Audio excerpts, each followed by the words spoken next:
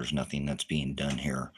I'm not going to be sensational in this video, and this is what's going on. And I know, Father, it's you doing it. So thy kingdom come, thy will be done. I'm not asking for anything that's not the will of the Father here, but I am in a very intense situation where I have been taken captive and held hostage by the United States of America, the state of Oregon, assaulted with a SWAT raid on my house, and would not look at the evidence that I have the right of due process, innocent until proven guilty. I have been a prior law enforcement and a military police officer in the United States Army. I'm currently being held in the United States. It is a hostage situation. I am the one being held captive, and I'm looking for anybody outside of the United States. I'm seeking asylum. So if there's any nation, if anybody from any other nation, I need you to get this live stream immediately to any country besides the United States. I'm seeking asylum outside of the United States because an honorably discharged veteran, I've been assaulted by the state police, and I'm being held captive. I've asked to leave. I've asked to, the charges are, they've brought charges against me and now are holding me captive without the right of due process. I am very aware of my constitutional rights, and they have violated and taken all the rights that I would be afforded as a United States citizen. And I have issues because I don't claim a citizenship at this point. I don't want anything to do with the United States. They've assaulted me using their law enforcement, and I'm a prior, so I have experience in use of force regulation. And because I'm a very outspoken, what would be a constitutionalist, I have now attacked me and attacked my son, shot my son, kidnapped my daughter, and now at this point I can't have any contact, communication, and I've had zero communication from a year ago where they SWAT raided my house. So if you're in the United States, this video is not for you. I have not gotten any help from anyone within the United States. I've pleaded for nearly a year for communication, and instead of communication, they assaulted me, and they have assaulted my in the face with a grenade, assaulted my house, blew out all the windows in the front of my building and my cabin that I live in, and an off-grid, and they ran over all my kennels and my animals and my livestock pens, and I'm still trying to repair, but now they're wanting me. It's just strange in the case how a year from the time that the SWAT raid without due process evidence looked into in the situation, I don't even have charges. At the point of the origination nearly a year ago, I was standing in the right of defense. Under the Fourth Amendment, you have the right of self-defense. You have the right to be secure in your houses, papers, persons, and effects. You have the right to warrantless search or seizure. These are all rights under the Constitution, and they have violated these rights, violated my rights, and I am at risk. I've pled to the law that my life is an emergency and nobody will take me serious. So I'm seeking asylum for anybody who can get this to somebody outside the United States. I'm fleeing to leave the country. I've been assaulted, hit in the face with a grenade. They shot my son. They have kidnapped my daughter. I have found out that they have dropped and dismissed the charges against her. They did kidnap her. I have the evidence. I am a prior law enforcement officer, so I am very good at documenting. I actually live streamed on this platform for over 250 hours plus, pleading to the United States government. The federal government have called and made literally hundreds of phone calls because I'm a whistleblower. I have sought to expose corruption within the law enforcement area that I live in because of the corruption of money. That's what leads the corruption out here, and I've been attacked. I am very concerned. Last night I had somebody, very strange activity at the end of where I'm at. I'm actually not in a prison, and at this point I'd rather be in prison so I can get the process started. The only thing I'm super afraid, because they assaulted my animals, is I have animals here that they're part of the process. Please listen to me, brothers and sisters. If you know anybody outside of the United States, I need asylum from any country that will accept a United States Army veteran. They can look at all the evidence I have is what discovery, the right of due process, the right of suppression of evidence and discovery, right of discovery allows me to be seeing all the evidence, the charges that they placed against me, and every bit of evidence. I have contacted the police for my son, and they won't do anything. And my daughter is missing. As far as I know, I can't do anything. I've tried and I pressed and I pressed. So there's nothing in the country for me here anymore. I'd rather go to prison. I need to get this process started. If they're going to convict me, I need a conviction. And I need, because they have the right of what is called the burden of proof, preponderance of evidence. They have to prove beyond a reasonable doubt, and they don't have it. But let's do this. But they won't do anything. I've been assaulted. I just can't. I'm every day I wake up and I have a faith. I'm a pastor and I'm a teacher, but something's got to give. They've got to look at this evidence, and they will not. You were supposed to be innocent, the right of due process, the right of, evidence. And again, suppression of evidence and discovery. If they're going to charge you in this country, it is under the Title 18 criminal codes and criminal statutes. I'm very aware of all of how this works. They're trying to charge me with 6 felonies where I'll face 20 years in prison for standing up for the right of the Constitution. Due process, I have the right of affirmative defense. Due process, I have the right of justification defense. This is called excuse. It excuses my criminal and civil liability in this case, culpability, for my actions in this case, because I have to protect my son. They're trying to throw him in prison, and I have the evidence. But they will not look at the evidence. They will not look at the evidence. I have thousands of hours of discovery. I have hundreds of phone calls. In their evidence, it talks about this platform because I had live streamed the SWAT raid. Nothing has been done.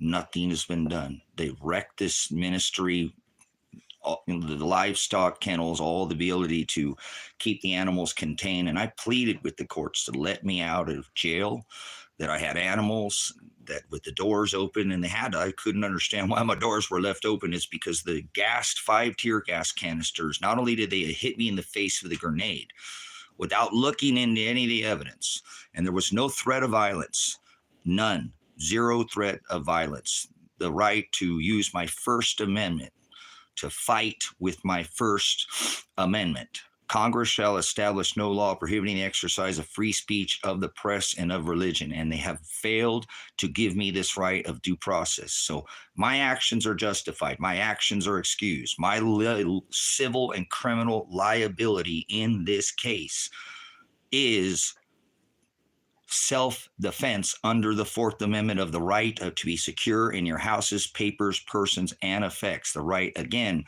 that I'm very aware of and should have been afforded under the Constitution, and they have violated. The right of your 6th Amendment, if they're going to take you and charge you and put you in a trial, that is your 6th Amendment, the right of fair, speedy trial, and to call witness in your favor. There's no limit of discovery. There's no limit of how many witnesses. There has been anything done in this particular process to start this case. So that is a right to fail to my right to, under the 6th Amendment, to speedy and fair trial. So there's too many violations in the case. I need asylum. So I'm not speaking, if you're in America, I can help this country from outside the borders. I'd rather be imprisoned. I wish the federal government would get involved, because they have been contacted at the Department of Justice level, Department of Defense, all the offices in my state level, county, have been contacted, not one phone call in a year after assaulting an honorably discharged United States Army veteran. I have not a criminal record. I have paid taxes in the county I live in for nearly a dozen years. I contribute to the community. I had the attorney that was my son's attorney representing me. That would get this case thrown out immediately. If you know anything about due process, if you know anything about discovery, if you know anything about defendants, each defendant has to have separate counsel, co-counsel. You can't co-counsel the same in the same case. Each defendant has to have different counsel. So he represented me, which is illegal. You can't do that, but we'll move on in the case. And so he was pleading to the courts to let me out. They still held me in confinement in the county jail for an extra week illegally. And he was pleading, you got to let him out. You have no right to keep him. This case will be thrown out on just this one inconsistency. And he shouldn't even have been representing me. He realized what a mistake he had made. I realized that by him filing and asking the courts to be removed as my son's attorney 1 month after that. He realized this wasn't something that was just going to get the 98.5% of cases in America that take a plea agreement. They don't go to trial. I know that's hard to fathom in your head, it seems, because you see court TV and all that. No, only 1.5% of cases 3% go to trial, but only 1.5% render a jury verdict.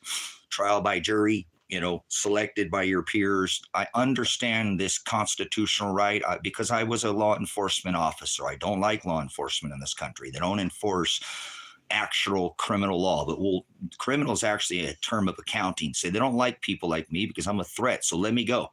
Let me go. I don't want anything to do with this country ever again. Let me go. Let me leave the country, but I'm being held hostage. My son is missing. My daughter was taken captive without warrant. That is illegal. That is a absolute kidnapping. I have proof of this. This is not something, I'm not being sensational. I want out of this country. I want to go to prison. Tomorrow, let's do this, federal government. They watched this discovery, right? A discovery, suppression of evidence. I know this right. They say in the discovery that's been given to me, not complete. That's a failure to give me all my discovery. See that they've arrested somebody illegally and they kidnapped basically me, if you look at it, because they didn't have the correct probable cause. They say they do because I held my son from going to prison because I have that right under the Fourth Amendment to be secure, and so does he, to protect him under the right of what is called affirmative defense.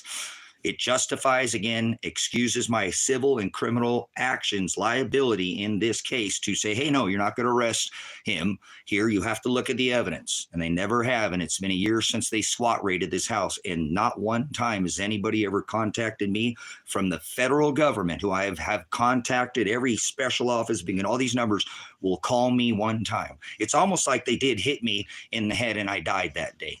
It's very surreal. I've suffered a stroke. My vision is I can't read like I can't even determine the number of a penny, the ear at the right side. I've been assaulted, maimed, scarred. My dogs had gone through 5 tear gas canisters with me.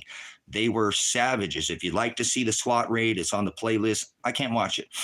Hit in the face. I'm pleading, Elijah, are you okay? Because I would not let them arrest him. They came and ran over everything out here, all my kennel, like I said, and then came and just assaulted me at 45 seconds. I know what is called the use of force regulation. Again, I am special weapons and tactics trained. Special reaction team. I did my training in Honolulu, Hawaii, with the Los Angeles Police Department, Metro, LAPD, who has we'll just leave it at that, entry, underground train. All the training was done and certified. So I have the certification. I am a law enforcement prior. I don't like that I serve this military. Is that why they're treating me like that? Because I'm outspoken about, I don't like the atrocities that this military causes, and gets a pass, and everybody just wants to have pride about it. And we're not supposed to be prideful. As a pastor and are they attacking me because I'm a man of God? No, they're attacking my son. They came after me. They're attacking me because when they go after my son, it goes after me. I have 100% proof of targeting in this case, and under discovery evidence, I can prove that, yes, I have all the evidence in this case that they will not look at. The federal government has never contacted me. I am going to either ask to leave this country immediately again, and I have pleaded. You know, I had a passport and it was stolen and I know who has it, and yet they won't even go. That's a felony. That is a denial to call for service. I asked, this is the person who has my passport, and they won't go get it. I have already now. It's they won't do anything. Like I said, nothing. It is seriously like they hit me in the face with a grenade and I'm dead, but somehow I'm still here because I mean, I know I'm here, I'm pitching, but if you look at the evidence, you would not believe that this is a reality that is truly going on. It's a live hostage situation right now. I'm being held captive by Lake County, Oregon. I'm being held captive by the state of Oregon, and I've pleaded to the federal government just one time, please, somebody help me. There is corrupt law enforcement out here. I know I used to do this. They're not going by what would be constitutional, and they're not enforcing. I need the corruption looked into, and instead they attacked me. You know, I have the right to form and assemble people as I did and call for protest. I did that during the COVID. Is that why they're attacking me? You know, the right to peacefully assemble. That is my First Amendment right. I assert they've stripped me of every single right afforded as a citizen of the United States, which we won't go there. I only have a First Amendment right left. They've taken my Second Amendment. They came to this house and took the only two weapons that I had. I've never even fired these weapons, but, you know, shotgun and a .308 rifle, nothing. And they were dusty. I never to protect this dog. If I am, you know, on a farm, if I have to, you know, what? Hey, I thought you're being, I can't leave the state of Oregon. I can't go anywhere. They pinned me down, stripped me of all my rights. They can come at any moment. I pleaded to the courts too, as well as like, I need protection. Do I need to be put in witness protection? Something. I've been assaulted. My animals have been assaulted. My son got shot with his hands in the air. If anybody would just look at the case, something, and I don't care about any America. I need somebody that's outside of this country. I'm pleading to any country, 179, any country in America that will take me and my animals. I don't care about my possessions. I don't want anything. I don't need anything. I just need asylum from this government, from this state who has assaulted me, my animals, and I don't want to be in this country.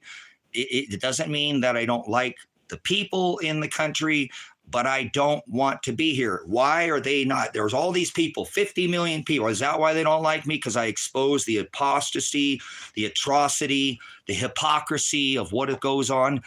I just had to sit there and listen to a speech about Donald Trump tell me that there was somebody that's 390 years old receiving Social Security. And I can't get $1 for a legal fund for self-defense to help me protect myself to get these charges, which I have the evidence, and yet they pay people that are hundreds of years old. They will not give me Social Security, you know, and I have honorably been discharged from the Army, and they will not give me the afforded. I don't get anything. I don't receive any help from it, and especially on the legal end fund of this, you know, you have the right to remain silent. Anything you say can and do will be used again. These are your Miranda rights. You have the right to have counsel, attorney present during questioning. If you cannot afford that right, one will be appointed to you. Not been appointed that right, nearly 1 year later, I've been given no counsel. Not one thing has been done on the case. That is a violation of my Sixth Amendment of fair and speedy trial, my right of Miranda, of adequate counsel. These are all violations, and yet I am being still threatened at any moment they can swap my house again. I don't want to lock these doors, brothers and sisters. I don't want to lock them. I don't want to live in fear. I want out of this country. I want out of this country. I don't want to be here anymore. And I need asylum. So if you know anybody and you're listening outside the United States of America, I'm not speaking to anybody in America. This is not a blog for Americans. They have not helped me in a year. I've had a following online that's been a support and a relief valve, and I'm not talking about that. I'm not talking about giving me a dime.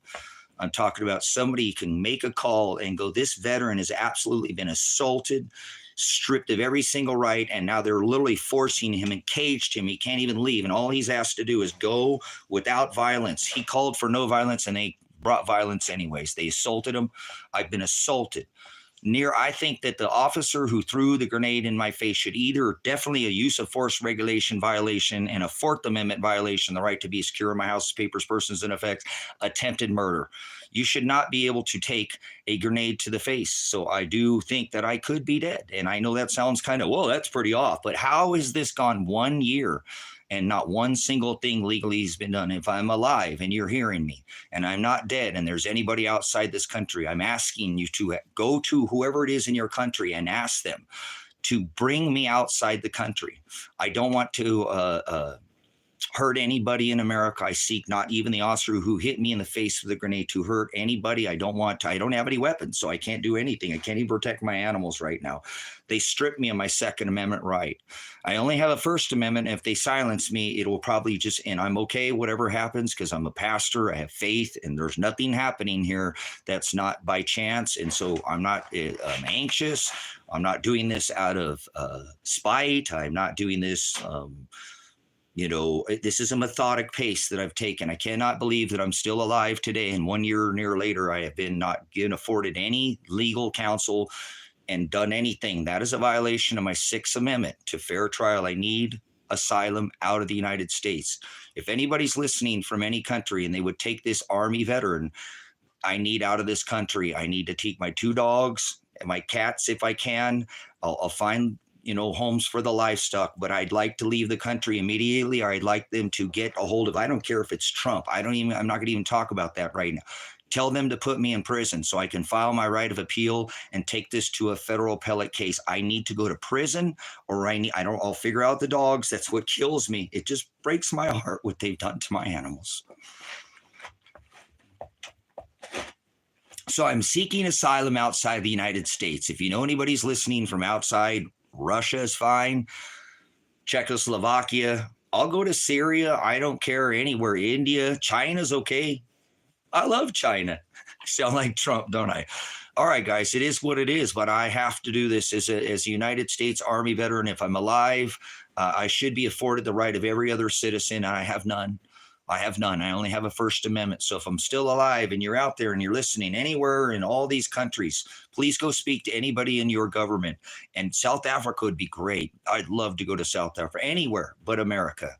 I need asylum from this country. They're shipping all these people out of here. Let me go. Let me go. They're shipping it out. Let me go. I don't want to hurt anybody. I don't want to assault anybody. I've been assaulted. They attacked me. They attacked my family. I'm leaving my son behind here, and I don't know where he's at. I can't help my son anymore. I have to put my faith in God. I did everything I could do for my son. I took a grenade to the face for you, America, and nobody will help me here in this country. So I don't want to be here. I don't want to be here. I don't. There's nothing here. I have no rights. I have no rights. They stripped me of every right except my First Amendment.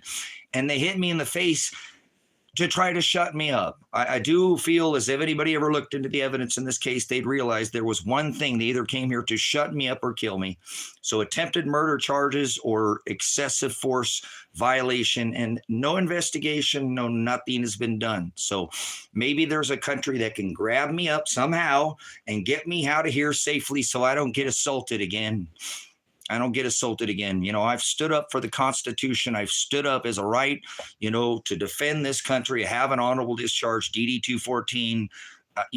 Please, I'm pleading to any other country that will accept me. I'm pleading to any other country. Please look at my blogs. I don't hide. Last night, I thought they ran that poll over. I've been, they're doing the things that they did last time before they do some nefarious things to me out here. They leave these little threat, like yesterday, I don't know what that hole was. I went out there and looked at the poll at the end of the live stream, and nobody ran it over, but they have before. They've come out here and just wrecked this property. I can't even be comfortable in my own house, because at any time they can bring another SWAT team, you know what I'm saying, and just do it again. And so I need somebody from outside the United States, any country that will accept me and my animals. I will come to your country and assimilate. I'm a veteran, so I know how to adapt. I can lead, follow, or I can get out of the way.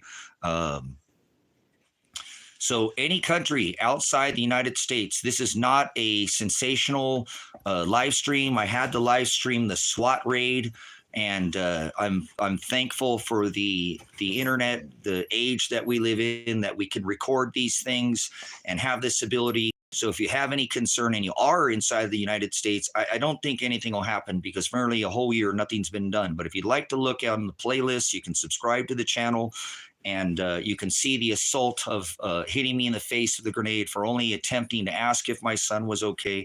I showed the evidence on the board. If you'd like to see some of the evidence I'm talking about, under discovery, I made 250 some hours of discovery prior to the whole case, pleading to these law enforcement officials to stand down and look at the evidence in the case. Instead, they brought a SWAT team in and violated my right of my Fourth Amendment to be secure in my houses, in my house, this papers, persons, and my effects, and they violated those rights under the Fourth Amendment. They came in and they never looked under that discovery of the evidence that I was putting out to them, but actually they were in the live stream saying they were watching. So I can beat the case, but I don't want to beat the case. I don't want to beat anything. I want out of the United States of America, because I don't have any rights left. And before they take my voice and come kill me, I need to leave. Okay, so this is what needs to happen. And only by the will of the Father will it. So I'm not pleading to anybody in America. Most people in America are very blind to their constitutional rights. They don't assert them, and that's okay. I apparently don't have any. So if another country will give me asylum, I will leave the country. I will not seek any vengeance. I don't want to assault anybody. I don't hurt anybody. I didn't call for violence, and they hit me in the face with a grenade. So maybe I'm dead. And that's why nothing's happened. And this just is kind of a dream. And I'm not going there because I don't think that's what happens. But this is what it feels like. It feels very, very, very, very, very, very, very, very sensational. And I'm thankful that I have faith. So I will come to your country and I can help pastor the gospel. God's people are everywhere. So there's nowhere. I truly have a faith in strong moral standard of one race, the human race. I respect men, I respect women, and I'm trying to respect this country in every way, shape, or form. But all it's done is violate me, assault me, and strip me and attack my son. Even Kevin, the person that recently came around me, is being attacked. So if you'll take Kevin, I need him to go too. He has already been attacked. He has not been around me that long, and they've already attacked him. And I have evidence that he is being attacked already too. My son is literally missing, and I can't do anything about it. I've called. I've tried to tell them, here's where, and they won't step in. I have been given denied call for service. I called just because the guy who asked my passport, my son thought that he could be in that location, my daughter could be, and called, and they threatened to put me in jail, that I was trying to use them to have contact with my son. And they denied me for call of service. Brothers and sisters, this is illegal. That's illegal right there. And then they did not go check to see if my son was okay, because I was calling for, the check of his well-being, and then go look at that passport, which is a felony. To withhold my passport, the person that said they had it, that is a felony. It's a separate federal charge. And then there was some of my retirement that was involved that he took from me as well, which is nearly 40 pounds of silver. And that's a felony. And they denied to do anything. So I've been denied service. I can't even call and get them to. So I don't want to be here in America anymore. I just want to be a regular Joe and farm. That's it. I'm a farmer. I raise chickens, goats, sheep, hogs, dogs. I got ducks but I can get animals somewhere else. So if you're outside the United States of America and you're hearing this, any other country, please go bring this to your highest officials and see if they can get me out of here. Maybe they can do some negotiations with Mr. Trump, okay? Maybe he can negotiate this for me, okay? Maybe he's such a good negotiator, all right? You know me with my whatever, you're going to have to look at this. Come on. It is what it is. I don't run from anything. And so I'm not asking, I could leave and try to get out of here. They got a pretty strong stance at the border, but I'm trying to do this without breaking any laws, you know, so to speak. I haven't broken any laws as of right now. I have the right of affirmative defense, justification defense, and I know my right. And neither has my son. I can show you in evidence that my son hasn't even done anything. He's only just now on the run. That sucks. He's got to look over his back every single second of the day. And you hear me in the SWAT raid. You did the right thing, guys. We have the evidence, guys. We have the evidence, guys. Good. They didn't go and didn't resist. They shot my son with his hands in the air. I need out of America. I need help because maybe somebody can get my son out of here too, and my daughter who they kidnapped. I have proof. You have to show probable cause when you're going to cost somebody's body and take that on your Miranda rights. You have to show with a warrant who, where, signed by a judge, and they didn't have it. That's why they've dropped her charges. Where is Adriana Massey? Where's my daughter? Where's my son? Nobody will help me. I need somebody outside of America. Please, any country that's listening to this. I'm not speaking to anybody in America. Not one person. I've got not one help other than the support line that I have as my relief valve for the ministry. I'm talking about logistical help. Help with this. Somebody call somebody, please. They're going to kill me. And if they do, great. I'd rather be dead right now. I really don't want to be here if this is just going to continue, but I'm glad that I have faith. I'm glad that I have faith. And I won't do anything stupid because I have to endure to the end is what the word tells me. So I will go through this very hard time, but I don't want to be in America. And if I have to stay here, I do. But I am being held hostage by the United States government that will not look into the evidence. They've been contacted, Department of Justice, every level, the state attorney, the governor's offices. I have been referred to. So thank you, brothers and sisters. The only place that I don't want to go right now would probably be Israel. Yeah. So I have to say that. I'll go to any country but Israel. Okay. Hallelujah. Thank you, Father. So I'll go to Gaza. Send me to Palestine. Send me to Ukraine. Send me to Russia. Anywhere but America. Please, anybody outside the United States that has anybody that cares about any kind of morality on how you're supposed to treat people, you know, just basic values. I have been assaulted. My animals are assaulted. My animals have suffered. My son is missing. My daughter is missing. I have been assaulted, they shot my son. I don't believe they shot my daughter. I can hear it. They didn't shoot her. You can hear it because it was all live streamed. But I'm seeking asylum.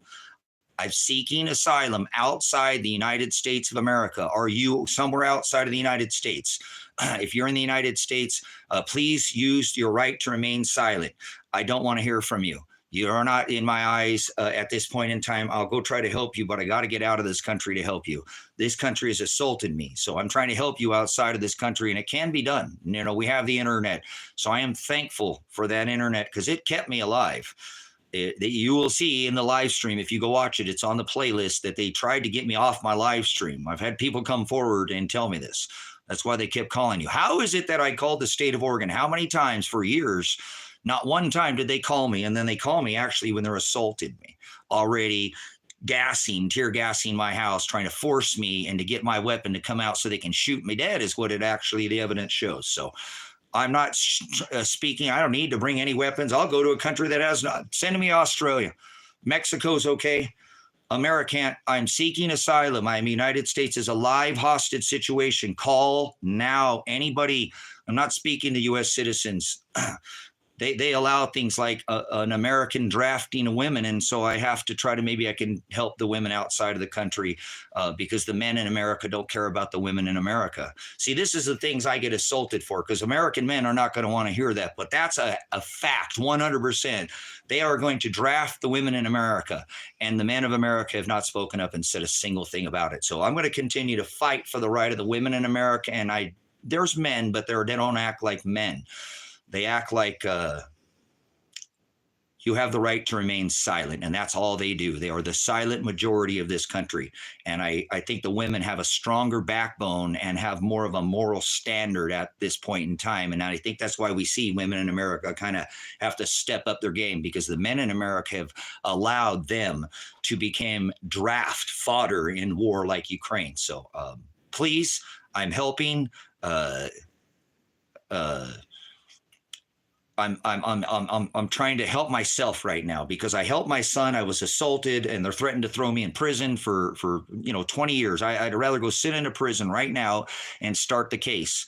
A whole year after they do this, they're supposed to kind of get something started right after they SWAT your house. That's a pretty big thing to, bring in 25 guys. I don't know how many armored vehicles they brought, 2 or 3. I think it was 2 or 3 at least. I know the locals said they've never seen anything that large out here.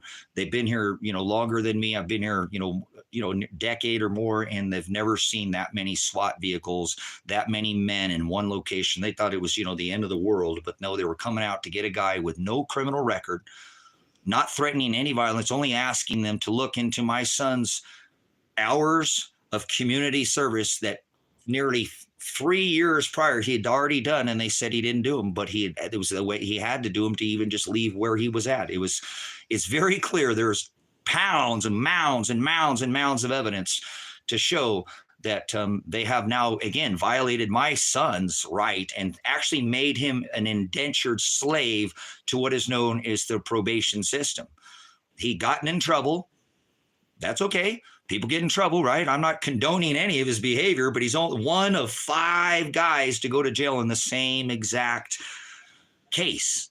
That is a targeting right there. 5 guys get arrested for the same thing. My son is the only one to go to jail.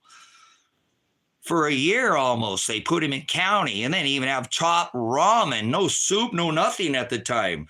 No throwdown, no nut, no, just candy bars and chips at the time, and drinking pond scum down there in Lakeview, Oregon. They kept my son, and yeah, so I've been involved in the case since the beginning, and so I made sure that he had all his hours completed. I actually called the probation office and his attorney to facilitate documenting, because I'm a prior law enforcement officer, all this, so there was no hang up, and it was all very well documented. Extremely well documented. I made 2 phone calls. Actually, we could do 3. Elijah, my son, his attorney, John Caligo, about facilitating, because he was leaving this county, going to the county where his mom, his brother, I'm the only one out here in Lake. He wanted to go to Lane. So they said, okay, you can leave, but you got to do all your community service, work crew, road crew, get in the van and go clean and do whatever they do out here. It's a little different out here in the country, because they don't work for churches and they don't do that. At the time, they've got some things changed now. But again, my son wanted to leave the county because Dad's the only one out here in the desert, and all I do is Jesus.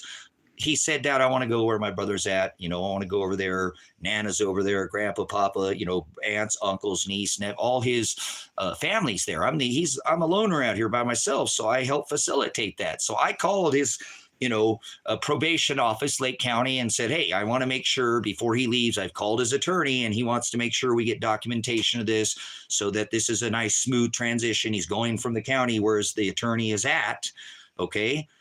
And he wants to make sure and so I said all this. That could have prevented a SWAT raid right there.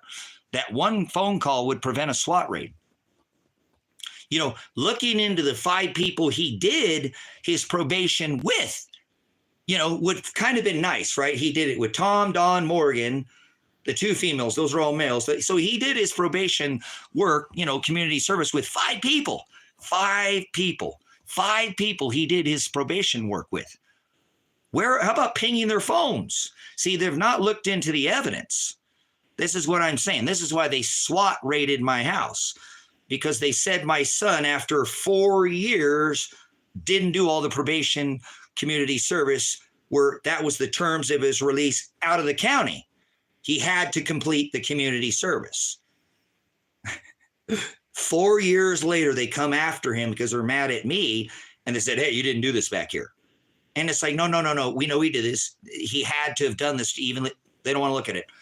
Nothing has ever been looked at. They just assaulted me. They near killed me, and I'm very blessed to be here. So the evidence speaks for itself. So I don't have to justify anything in this case. I won't talk to you if you're not outside of America right now. I don't appreciate it. I might make a comment, but I'm not talking to anybody in America. I just pleaded for nearly a year, and nobody in America could help me, other than my lifeline, to be a relief valve to keep my support here, my mental, keep me together. And I'm not asking anybody to legally help me anymore in America. I don't want your help.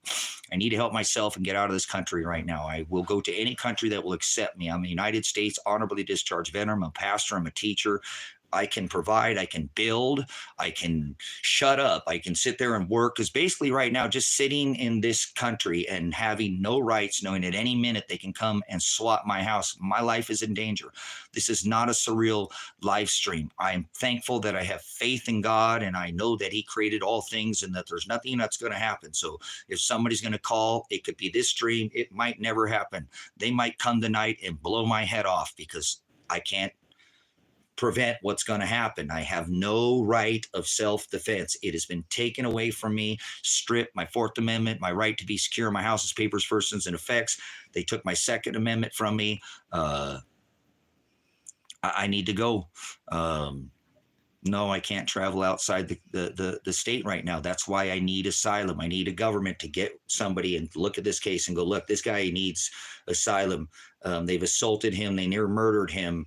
And he's been very patient for a whole year. He is not, all he was asking was the local police officer, why or have you not looked into my son's hours? You guys know something. You're going around, you do all these other things out here and stalk and harass people, but you won't look into my son's community service. And they turned around and put harassment charges and menacing the police for asking them where my son was at.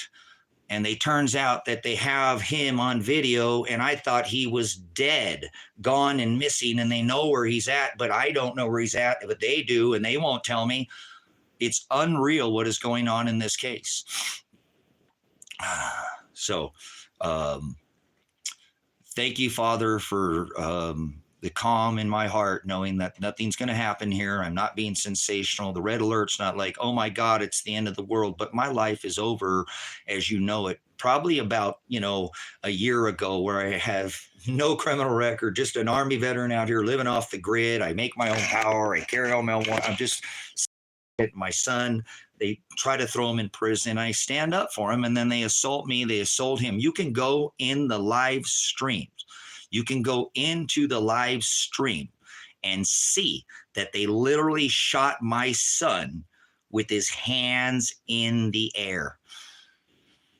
They hit me in the face without any threat of violence. That is a right of my Fourth Amendment right was violated right there. That is a violation of. So you guys aren't going to get any questions. You're not. You don't want to help anybody, so don't ask questions in here. If you're not from the United States of America, or if you're from the United States of America, don't ask them any questions. I'm only seeking to seek asylum. Any American. So just. I have to do this, brothers and sisters. The only right that I have as United States Army veteran is my First Amendment right. They have stripped me of my second, violated my fourth, violated my 14th, violated my Miranda rights, violated my Sixth Amendment, violated my Eighth Amendment, due process. How about, cruel and unusual punishment. So I need out of America. I'll go to any country but America. Any country. I'll go to any country but America. So if you're outside of America, please, I'm pleading asylum. This government has attacked me. They will not contact me. The federal government has been contacted by more than just by myself. I have made documentation under discovery. If they bring this to trial later on, they can go ahead and they can look through my phone, through discovery, and see in the call logs that I have contacted the Department of Justice at a federal level, state level. I've contacted special, well, we can't police ourselves since you're exposing corruption within the United States, within that state.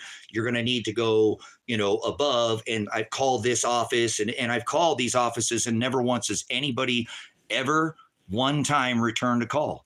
I can document under discovery, meaning they bring all these things up and, in a trial, right, a discovery and suppression of evidence under my Sixth Amendment. That is if they're going to take you to trial, these are the rights you're afforded under your prosecution, if they're going to try to criminally prosecute you under Title 18. See, this is no bullshit.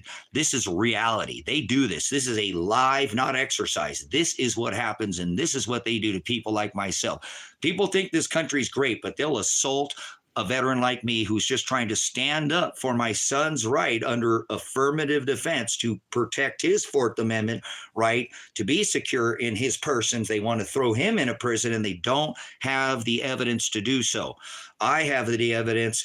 In their case, they have to have what is called the burden of proof. Preponderance of evidence is on them. They have to prove beyond a reasonable doubt. They don't have that. I do, but they won't look at the evidence. See, I'm very well versed in the courtroom. I'm a prior law enforcement officer.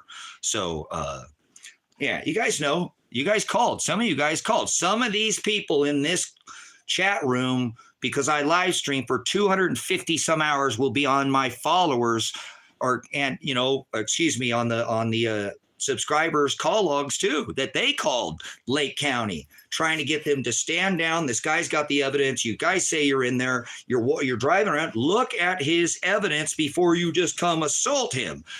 I have hundreds of phone calls that were made from this because I was live streaming of people calling this county. So there will be people. I apologize, brothers and sisters. I told you be careful in this channel because it's monitored by law enforcement. So they got your number. They got your IP address. See, I'm very, not a fear, but I have, a level of stability. Like I want to feel better about why, these people now have called and they don't get anything done. And so if they're attacking me, or now they're going to attack these people too, because they decided to call Lake County and say, hey, call, take care. We had hundreds of calls made before they were SWAT raided the house. There is so much discovery and evidence in this case. If they did take it to trial in a federal case, I'm pretty certain it would probably take 2 to 3 years because of my discovery. I don't have a limit of witness or amount of evidence that I can bring into trial. That's your right of discovery and suppression of evidence. This is remember, under your Sixth Amendment, you have the right to call witness in your favor.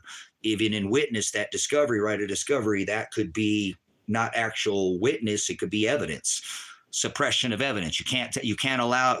I get to bring in every bit of evidence to clear my name. So even if the federal government took this on right now, it would probably take them 2-3 years to put together even a case, because there's too many people, and we're talking about thousands of phone calls of discovery to try to prevent the SWAT warrant.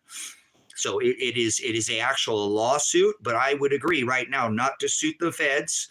If they would just contact me, which I pleaded them to contact me, I won't sue you. I won't sue the state, and I won't sue the county if they'll just drop these charges because they don't have the evidence and let me go. Let me leave. And so they're not. And so now I'm hoping somebody outside of America hears this, and they'll go to their officials and go, we got to get this guy is being attacked. Look at his evidence. Hey, we care about people. We're moral. They are just absolutely assaulted this man, violated, and he has no right. We can give him rights here because he has no right left. So I know that I'm faith-based, faith-anchored, and I know that nothing's going to happen, but I'm calling for anybody outside of America that can help myself and my animals. I can't help my son anymore. I really wanted to stay here. It's really hard to think I'd leave the U.S. and my son has not been secured. But maybe if I can get outside the U.S., I can get the asylum. They'll come in and they'll speak with this feds or whoever it is and get my son out of here too. Because law enforcement knows where he's at, but I can't get anybody to go help him.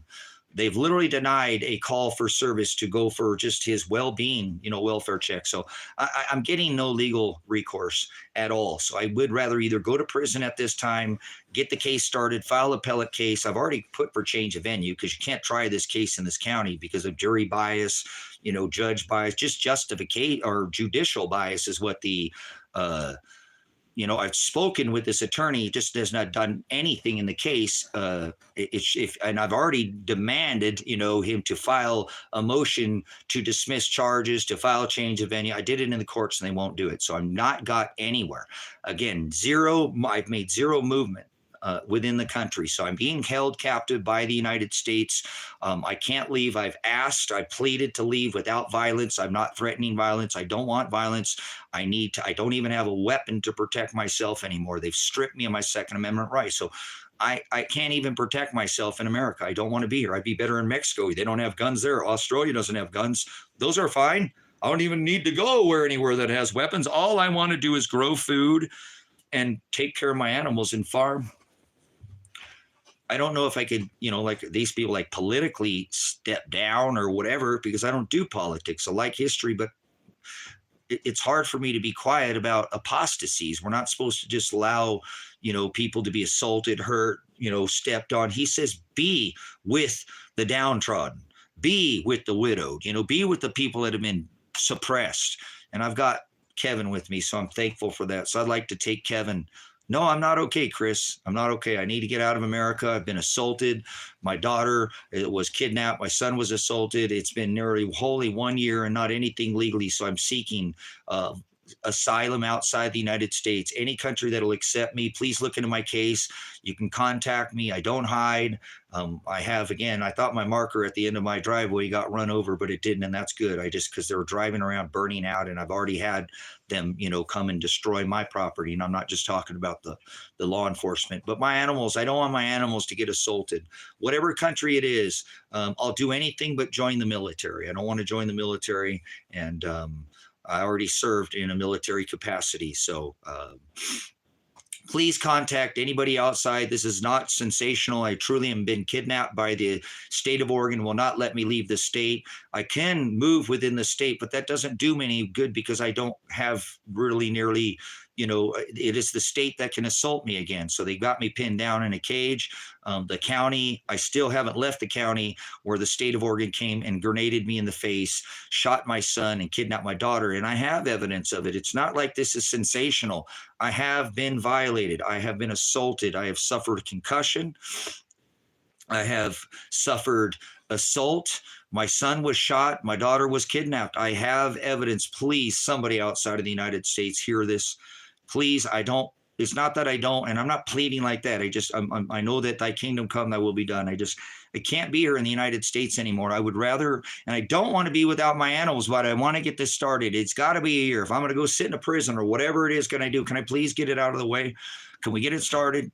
Because I have the evidence. I'd be willing to go sit in a prison. What thing I will not do, and never will I take plea agreement in this case. I'm not guilty. So if they're going to send me to prison, I'd like them to go ahead and execute that, but they can't until they go to trial. They won't even do anything there's been nothing done in the case. That is a Sixth Amendment fair trial violation, speedy trial, fair trial violation. That's a Miranda right violation of adequate counsel. They're not affording me the rights. And so I have no rights as a U.S. citizen. So I don't want to be here anymore.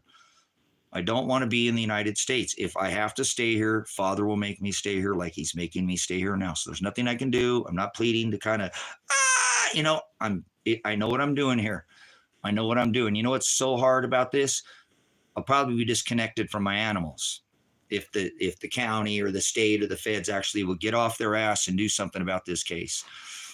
Because it will go to a federal appellate court if it ever goes to trial, and there will be no conviction. They'll throw the case out. You can't assault somebody and hit somebody in the face. That would be an immediate dismissal for a violation of my Fourth Amendment. You can't come out and hit somebody in the head with a grenade. So I know that. That's why I don't want to be here. I don't want to. How long are they going to let this go? Another 2 or 3 years? And then it's going to take 2 or 3 years. I don't want my son to have to look over his shoulder anymore. That's fine. Whatever they're going to do to me, let's do it. Let's do it. Let's do this. Let's get this going. But they don't. They won't. The feds have never called me. I told you again, if you look at the discovery and you look through all the phone calls of the feds, you'll see me making calls to them. Never a call back. Governors, never a call back. Special, never once have I been afforded one single call in this case. Nobody has ever looked at the evidence. Instead, it's been 1 year and all I have is the same. Now, I haven't even been able to finish. I still to this day have holes in my windows because I have not been able to fix this house completely. I'm only one man. I'm in my 50s. I'm not 20 anymore, but 5 of those tear gas canisters was excessive force as well. So it wasn't just the grenade to the face, brothers and sisters. This case is a clear violation of a man's Fourth Amendment rights. Violation of my 14th Amendment, violation of my 6th Amendment, violation of my 14th Amendment, violation of my 8th Amendment. There are so many rights that have been violated, and then they've stripped me. Why would I stay here? Why would I stay here? You tell me, anybody that's listening. Okay, I'll poll a question from the United States citizens. If you're not from, if you're from outside the U.S., just hold, or you can make a comment too. I'm not fielding any comments from people in the U.S. anymore. I tried for a year, and it's not like, I don't have love for the people of this country, but the country has failed me and assaulted me and stripped me. I have no rights in this country. I have no rights in this country. The only right I have left is my right First Amendment. I can't travel. I can't protect myself. I can't be secure. I'm not secure in my houses. They can come any moment and violate me again, assault me. So I can't be secure here. Every day, to me, it's almost like I'm constantly, I live my life, but I have a level of fear, that they'll come do it again. They want to shut me up. They already hit me in the face with a grenade. That should be quite obvious. I think that's my rooster out there. So, yeah, why would I stay in America with no rights? I don't have any rights. It could be years before I ever get to a trial. So I got to look over my shoulder. My son's got to be missing. My daughter, my whole life was turned completely upside down. Why would I stay in America? Anyone? And then I'm going to go back to pleading to anybody outside the United States. I need asylum for Kevin too. They already attacked Kevin. Kevin didn't have anything to do with what I did. Kevin is just a follower because I'm his pastor. And that's what he said to me. Whatever, Pastor, I follow you. You're a man of God, and I support you. If you want to go and I go with you, well, let's get the books. We'll get the books and the animals, and we'll go. He's not tied to any one single possession. He is a man of God. I love Kevin. He's a good man. He is. He's a man of God. He showed me that just unbelievably when he said, "All right, let's get the books. If we can get this, we were talking to him like maybe somebody will come and pick us up and give us asylum. They're already attacking you when you have evidence." He's like, "All right." And he just bought land here, and he bought a house, and he bought, and he's just willing to walk away with all of it because and I said, "Well, what would you say to him?" "Well, I'm following my pastor. I'm following my pastor." That's a man of God, brothers and sisters. He said, "Let's get the books. Let's get the animals. If they'll let us go, let's go." Is that not a man of God? Did you just hear what I said, brothers and sisters? Let's get the books. If they'll let us go and we can get out of here without no violence, just grab the books. Let's get the animals and go.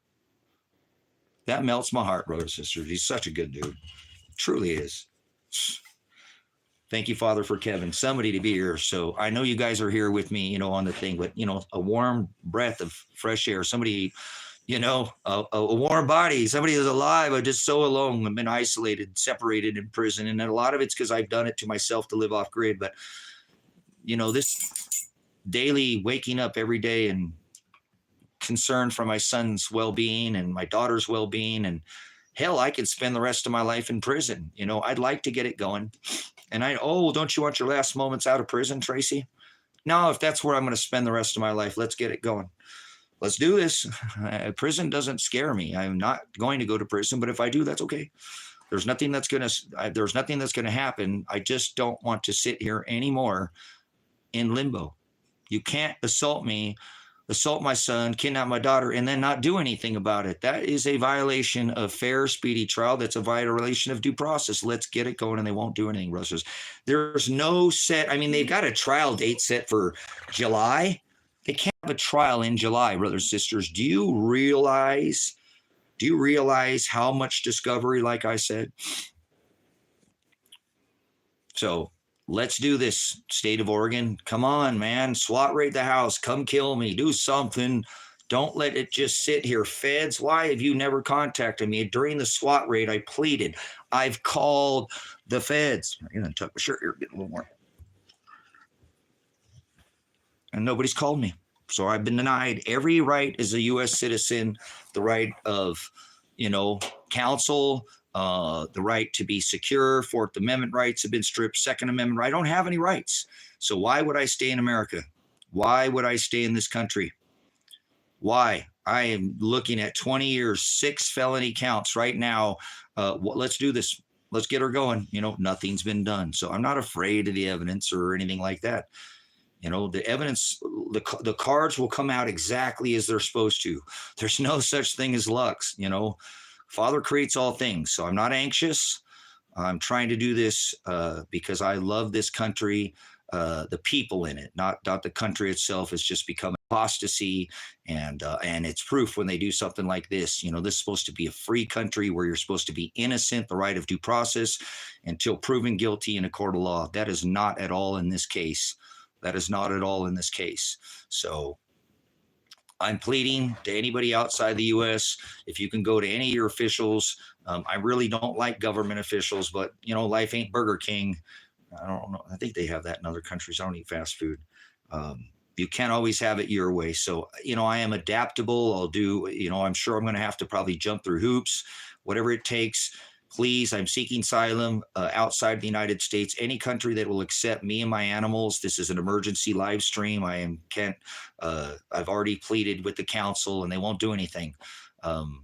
So I'm not getting any legal counsel again. Same things are happening. I wasn't afforded any legal counsel to begin with. There's been nothing done in the case after being SWAT raided by the state of Oregon and assaulting me and assaulting my son and kidnapping my daughter. Nothing's been done. It can't just stand stalemate. So I would rather sit in a prison, get it going, and get my time. Maybe I'll be old enough. Maybe I'll live to be 75 or something. I don't know. I'm not concerned about a prison sentence. But my point is that I need to get out of the United States to probably help myself and help my son now, because I'm not being afforded any rights and I've been stripped of every right. It actually feels much more like I'm dead than alive right now. I'm blessed with the ministry. I know that I can pinch myself. I feel that it's there, but how could nothing happen in 1 year?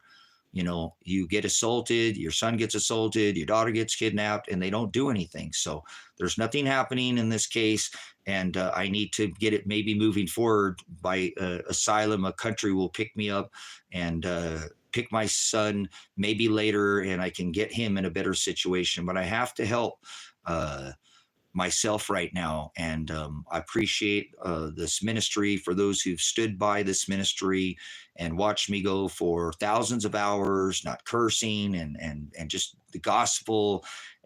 And just, I am a little bit more outspoken than most, but no cursing and then get hit in the face and then start with my foul mouth of exercise my First Amendment right to free speech, even though cursing is not, it's what comes out of a man that defiles us. It's not what goes in us. It is my flaw, and I am a flawed man. And I hope that everybody in the last year can look through the cursing. And I'm hoping that if I leave out this country, you'll see I won't curse anymore. We'll go back to the, I don't like that I do it, but what else did I don't have any more rights, and I should probably not. Maybe more calm still. I can't just stand down. I have no other right. So I apologize. I'm not sorry, but I do apologize to the ministry for the change in the ministry. And hopefully we can get that back to that, just teaching and no cursing, and I'll have a more of a calm. But every day I wake up and I don't know where my son's at, and I don't know if he's okay. And my daughter, you don't stop being a parent when your children turn 18 years old. So I know many animals in the wild, they just, if you can fly, get out of here. There's not that connection. We're quite the connection. I think that's the most intriguing thing about humanity. We're truly the only, thing on this rock that takes care of their young for more than, a short period, actually 18 years. And many of us bond with our children and never stop taking care of them. So, I know, but I shouldn't do it, Lee, because I know better. I have used it as an excuse. So, oh, I'm a veteran, so I get to curse like a sailor. And I know it's not right. And I didn't. I had thousands of hours with not using any curse words. But yeah, I kind of used that a little bit, that thing like, well, people who, and I'm not saying that I have a high IQ or whatever, but people who have a little bit more study and that's where I used to curse. You know what I'm saying? Just like you're saying. I didn't have the mouth, even now off camera. On the live stream, thousands of hours, no cursing. I don't have any reason to curse and teach the ministry. But when they assaulted me in the face and grenaded me, I received a concussion at less than 1 minute. It rattled my cage. My head hurts right now, but I don't talk about it. My chest yesterday was just because of the tear gas. You know, it just deflates me that I can't even distinguish a copper penny right now from a clad penny because I can't read the year. They scarred me for life. They maimed me, and I can't. There's some things that will never be I won't be the man that I was before the SWAT raid. I suffered a stroke. My lungs aren't going to come back from 5 tear gas canisters. We had quite the conversation in the live stream last night about, Rebel was in here and he came here nearly 2 weeks later and couldn't walk into the house. And I thought I had it all clean. I remember my first 4 or 5 days, almost week, waking up and my hands were literally like every part of my body felt it took me 15 minutes to get my hands to where I could use my hands again because I'm just sitting there breathing this tear gas in with my animal pants. The kitties were in here. So I'm seeking asylum out the United States. If any country will take me, please. I don't stop saying please. I feel like I'm pleading, but it is what it is. I need a country to give me asylum. Any country that is anybody that's outside the United States right now that can go to their officials that like to help a brother in Christ. I am suffering. I've been assaulted. I need asylum outside the United States. My son's welfare and well-being is in jeopardy. It's not sensational. This is a 100% emergency live stream. I have already contacted counsel and it made it very clear. Discovery would show this is an emergency. I need you to do something. And they won't. So I need asylum. I don't want anything to take anything other than my books and my animals. Maybe 10 books. Can I breeze 10 books with me, please? 10 books, please. 10 books, and I'll bring my dogs and I'll leave the country without any violence. I'm not threatening. I just don't want, and they've already violated me and assaulted me, and I have proof of everything I say. I don't hide from anything. That's why, when my son learned, if you do the crime, you do the time. And, this is how I've been taught. Face the music, pay the piper. You don't run from anything. And that's why when my son brought this to my attention, I said, come here, son. We won't run from this. I didn't go put him in hiding. I didn't do anything like that. I tried to use, my right of affirmative defense to protect him from illegal prosecution. And they do that. They illegally prosecute people. And I have the evidence, but they don't want to look at it. So what good does it do me to stay within the United States? Good stuff, Stoner. Why would I stay in the U.S.? Would anybody in the U.S. like to comment? Is there anybody out there? Does anybody have any comments? Do you think I'm doing this correctly? Should I just stay here and let them go for another couple years every day, wonder where my son's at? I've already called them to go try to find him and make sure to do a welfare check on him, and they denied me service. I don't have any. I can't get even if something happened, I can't get them to do what they're supposed to be doing. To afford a call for service as a United States citizen, that's what they're paid to do. And instead, again, they threaten, with violating a no contact order to ask them because I had been tipped off to where I thought my son was dead, missing. Okay, here's all the evidence. Even after contacting my attorney, asking him, well, what do I do? I'm going to call them. He called him and they wouldn't even give the attorney who hasn't done anything. Okay, maybe he did something. He called when I told him this because he hadn't done anything in the case to speak with Josephine County to try to get this phone call going. He said, they can't do that to you. They can't threaten to, break a no contact order because you think your son could be dead, lying in a cave, gold mine, assaulted, tied up with your daughter. You're calling for a welfare check. And they denied me. See, I'm not getting any service, brothers, sisters. I'm not being afforded the right as a U.S. citizen. I have no rights. Why would I stay here in America? Why should I continue to fight? I just, $47,000 it took to pay this homestead off. I could have got an attorney. Instead, I paid off the ministry. So is anyone listening?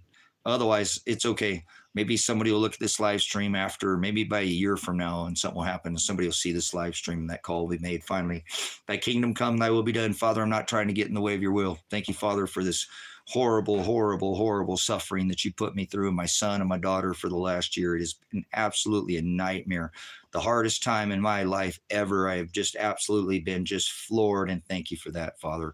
Thank you for letting that man throw that grenade and hit me in the face. If you didn't want that to happen, Father, it wouldn't happen. Whoever that officer was that shot my son and his hands in the air, thank you for that, Father. Thank you for all things, Father, good and bad. This hard time is going to eventually, you reap what you sow, right? Judge that shall be judged. So, Father, I thank you for the book of Luke. Oh, ye will be without counsel, 12 and 11, and they'll put you in front of their magistrates. I can't get any in front of their synagogues and their men in their black robes, and ye will be without counsel. Do not worry what you shall take. I will tell you the answer. So, Father, please give me that answer.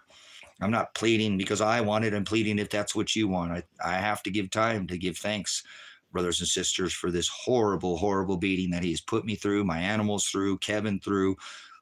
Man, everybody in this ministry has had to go through a lot with me and sit here and watch this, a man of God just be assaulted.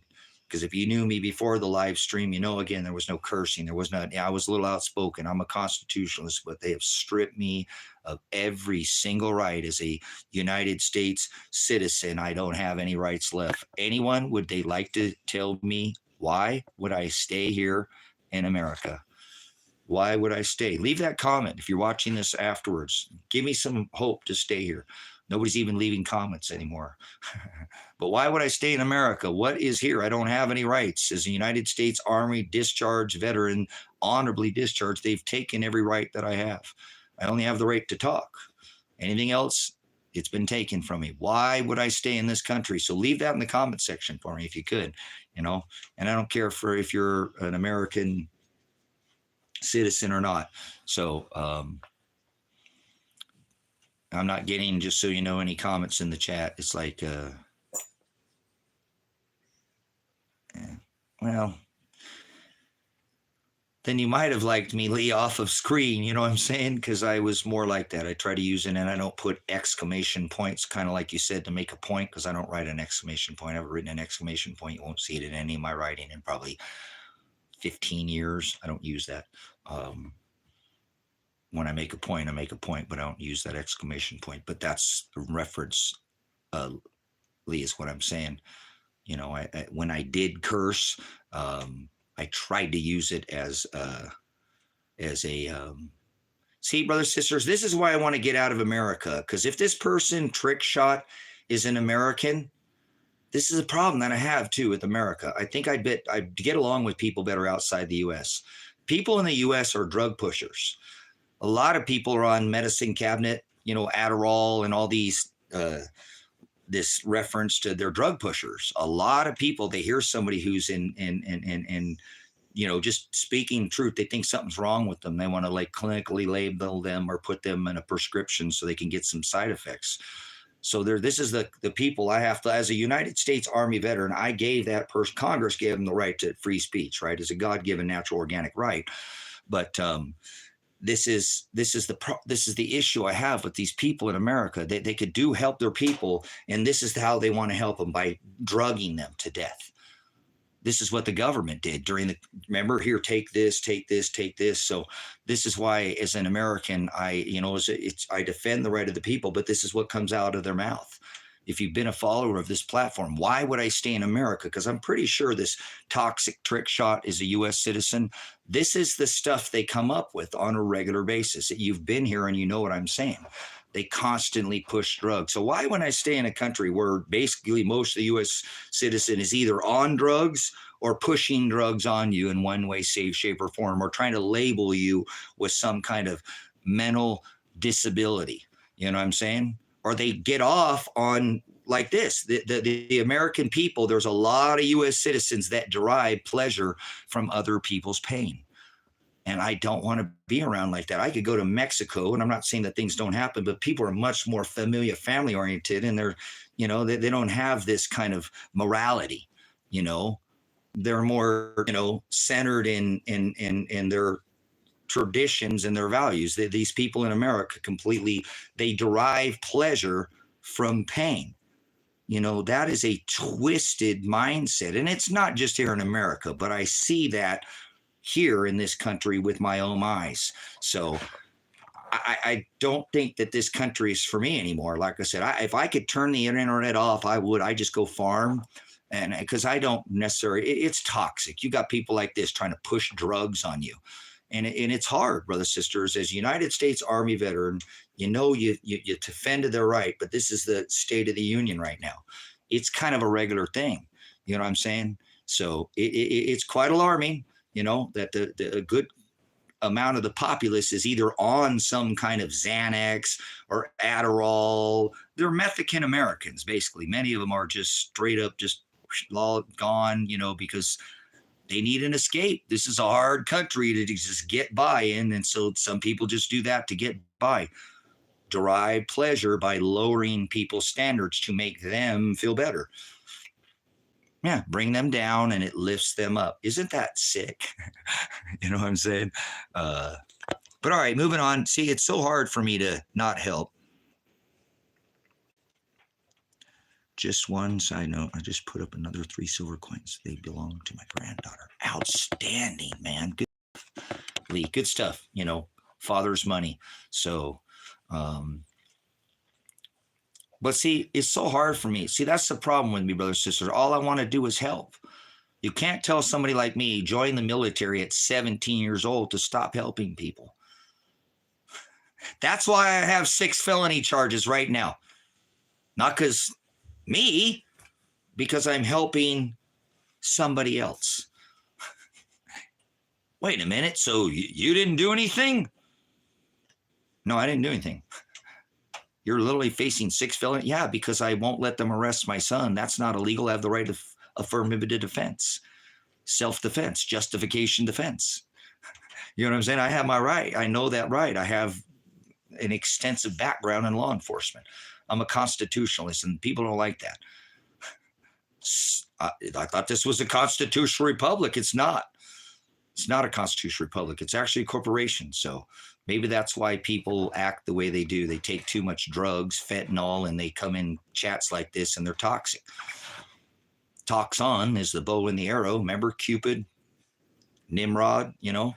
So as a teacher and a pastor, it should be obvious. Father created more vessels of wrath fitted for destruction from the foundation of the world, a lot more than he did create vessels of mercy. So you're going to see a lot of darkness, those who do works in darkness and those children of darkness and those who work in light. You know, remember, the eye is the lamp of the body. If the vessel is filled with light, then the whole vessel, the whole lamp is filled with light. If the eye is filled with darkness, then the whole lamp, the whole vessel. And remember, they don't mix. So you apologize for calling it out, but you're supposed to. Do not partake in the children unfruitful works of darkness, rebuke them with light. So hallelujah for that. Thank you so much, Father, for the blessing. So things like, you know, what's just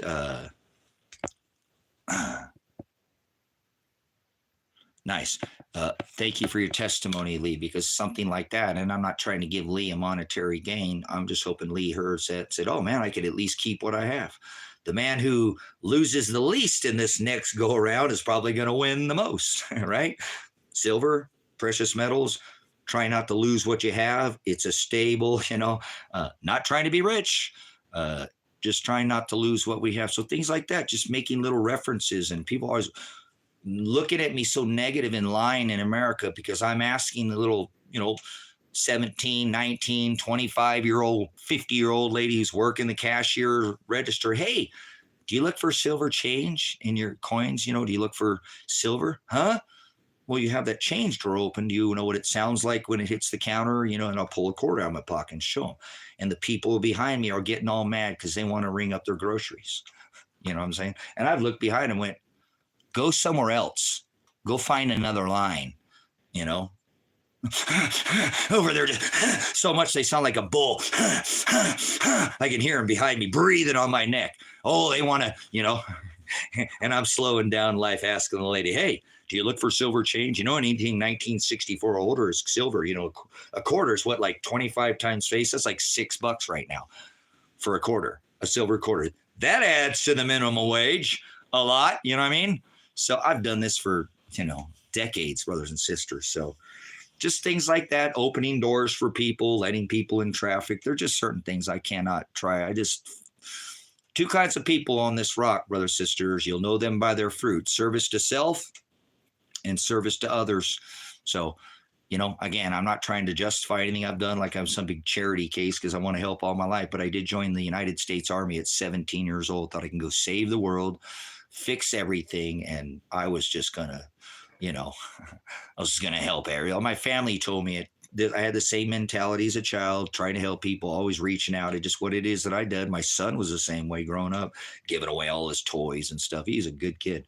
But, stop trying to fix everybody else's problems, Tracy. You have so many problems in your life because all you ever try to do is worry about everybody else. If you fix your own problems, maybe you wouldn't have 15, 16. I remember even being, growing up and them telling me to stop trying to be this way. Stop trying to fix everything. You don't need to figure out everything. The seekers of the world. Not everything has an answer, Tracy. Not everything needs to be.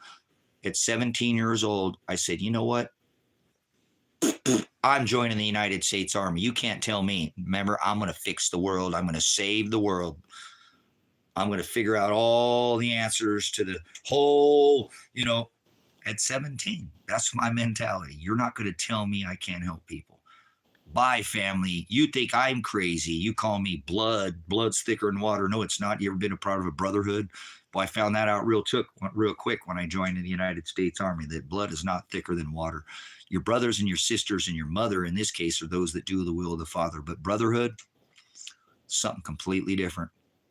Something completely different. It doesn't have anything to do with blood. So, I'm thankful for the experience, and I wouldn't go back and do it any other way. So you cannot tell me to stop serving the people. He said, be charitable. So remember that lamp. I can only be one way, brothers and sisters. I can't, lukewarm is not who I am. He said, either be hot like fire or cold like ice, right? Or I'll vomit you from my mouth. So that is my problem. I try to sometimes help myself, and then I come in and just go off into teaching because it's what I do. If you follow this ministry, you'll go, yeah, that's him. You get to try to teach about preparedness, and then it's all spirituality for about an hour. Oh, he's coming back on over to his original thought. Take some notes. He's going back. People probably, if they looked at me, I can imagine why people think I'm out of my mind, brothers and sisters. They told Noah he was crazy. I told Noah he was crazy. Is that Deborah from... Deborah been here a minute? I have a Deborah follower that I haven't seen in a minute. So anyways, waves. Thy kingdom come, thy will be done. Cali, going back to Cali. I don't think so. Her bikini small, heels tall. She says she likes Ventura. Oh, never mind. Maybe she's in Carlsbad. Oceanside. All right. Going back to Cali. Maybe we'll go to the pier. Which one? Santa Monica? All right. No, we're going to go see. Uh-oh, my listing. Something happened on my listing. So going back to eat fat burgers, baby. It's the best meat in town. If you can't eat it, beat it. Nothing better than a Tommy's chili burger, baby. Don't get me all wound up. Deborah, you don't belong in Cali. Come up here. Come up here to the farm. You want a farm? Or are you a woman of God? I'm not sure the same Deborah, because I don't think Deborah that I remember was from Cali. I thought she was back east. You want to get out of the system? I'm leaving this ministry here soon. Probably it's all paid off. If I get the right people, I'd love to have people here. I am off grid. You can build your home out here. Do you build? Women build. Heck yeah. I know some awesome, so are you self-reliant? Because I'm actually tried for 10 years to get people to come up. I'm thankful I have Kevin, but I'm going to do that too, probably potentially before I go, hopefully, because I've been working on it. Trying to continue to and just pay the ministry off. Hallelujah for that, man. There's housing out here. There's Kevin he's working on getting his place together. We're putting the brick hearth in there yesterday, and I hooked up his solar. He's completely off grid now over there. Sold him my better solar system. I want him to be comfortable here, man. I have a man of God who said he'd take the books and go anywhere with me because I'm his pastor. That is a good dude. So yesterday we were pouring more concrete, and he's over getting in his place. I'm in Silver Lake, Oregon, and right near where the oldest clothing on this rock was found. It's a very intriguing place. Kevin and I enjoy this area, even though, because I talk a lot about how I've been exposing the corruption within this county. That's everywhere. And if Deborah would know that if she lives in California, because just like people, when I grew up born in the San Fernando Valley, was born in the concrete jungle. And people, oh my God, LA, come on, guys. There's good pockets and bad pockets everywhere. Oh, don't go to Mexico, all this. So, hey, let's turn some light on this subject. Hey, how you doing? All right, anyways, still like the light blaring in my face. So,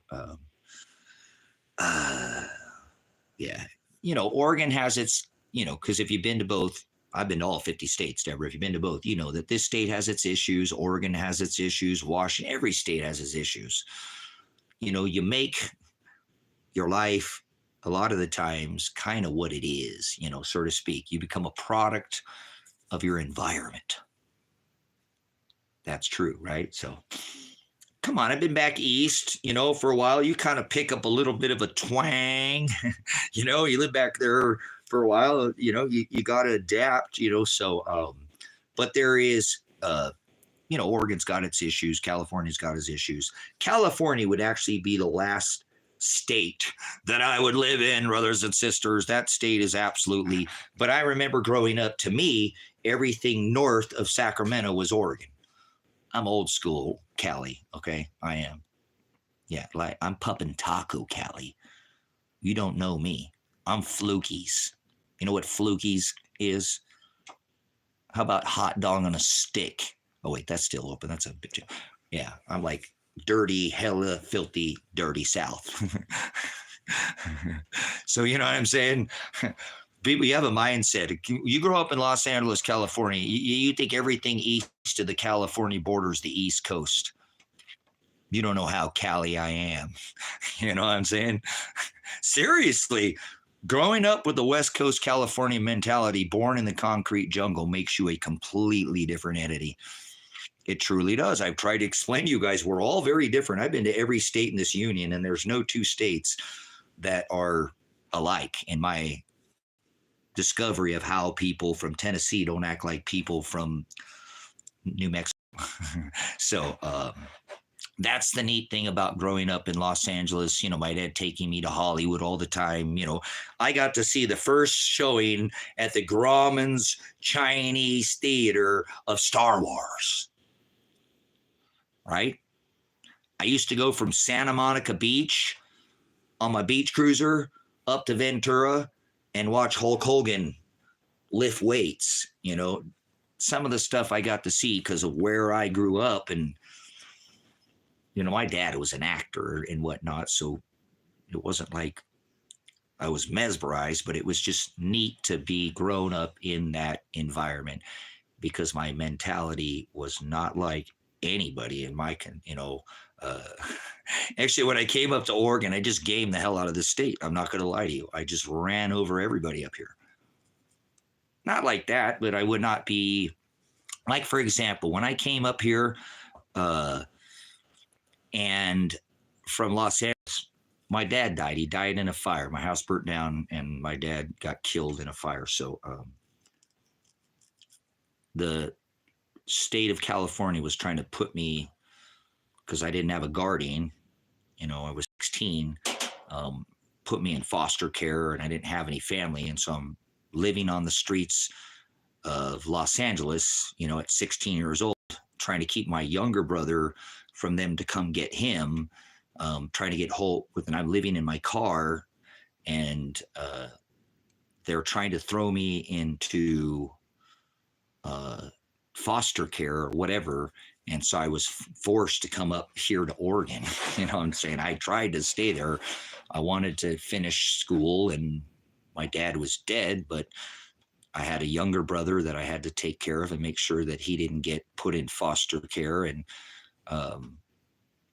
so my brother, I remember he found a place because his girlfriend and I found somebody down the street to take my son, and I lived in my truck, and I would sleep, whatever. The truck got uncomfortable. I needed to lay down, and as I'd start going into the fields and bridges or whatever, just on the streets. But I wouldn't change that for anything too, brothers and sisters, because growing up in the streets of Los Angeles, on the streets, gives you a different,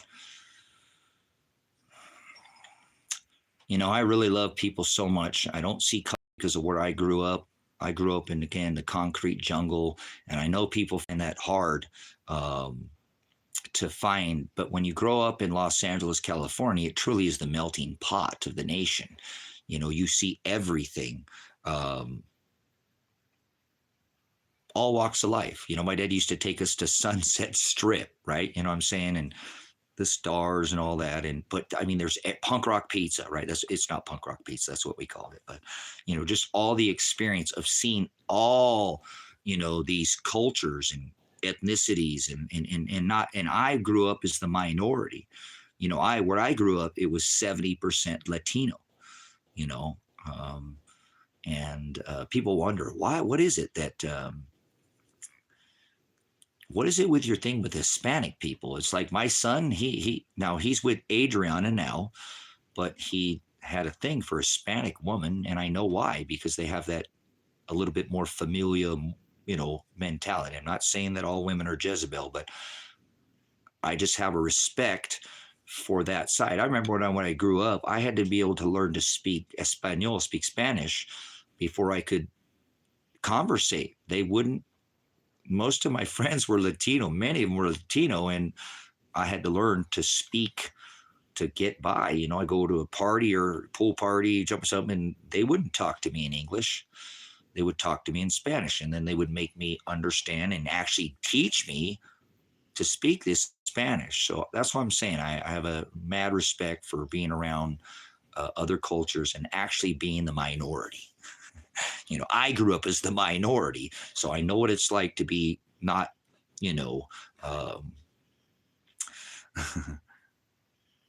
connection. Yeah, they do get quite the dumps like a truck. Guys like what? No, but my point that I was getting back, what I was making, is that growing up around being the minority, where I was the minority, I had more people that were, Latino and in all walks of life. I'm just saying, in the San Fernando Valley, I was born on the hill. I was born as a messenger, and that's why Father birthed me as a trumpet to be born in this, declaring this celestial age and line, Revelation. What I do, to be born as an angel in the city of angels, or the city of messengers on the hill, high on the hill. No wonder I'm a Scorpizzo, right? And I don't do the the horoscope thing, but, being born in the city of angels, angelos, I am an angel, whether people understand that or not, what that is by definition. I wouldn't change that again, because all this culture growing up in Los Angeles is who made me who I am today. To be the minority, to have everybody try to beat me up and take my lunch money from me was should be quite obvious. I'm a Scorpio. I'm dominant. I know that. I am the most dominant celestial sign there is in the firmament. So 13 is my number. There's nothing about me that should be a mystery. Although I molt, if you will, I don't change. So outstanding. But growing up, guys, again, in Los Angeles, California, a lot of people just think it's all horrible, and it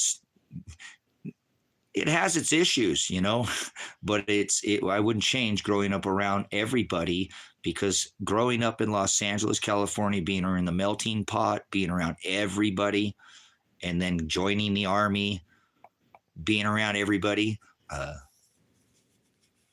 Please explain what an angel is. Well, Ray, an angel by definition, if you take the Greek, I don't know if you study the word in Greek or Hebrew or which book you study, if you have a lexicon, not talking rejected text, what you study, I study by definition.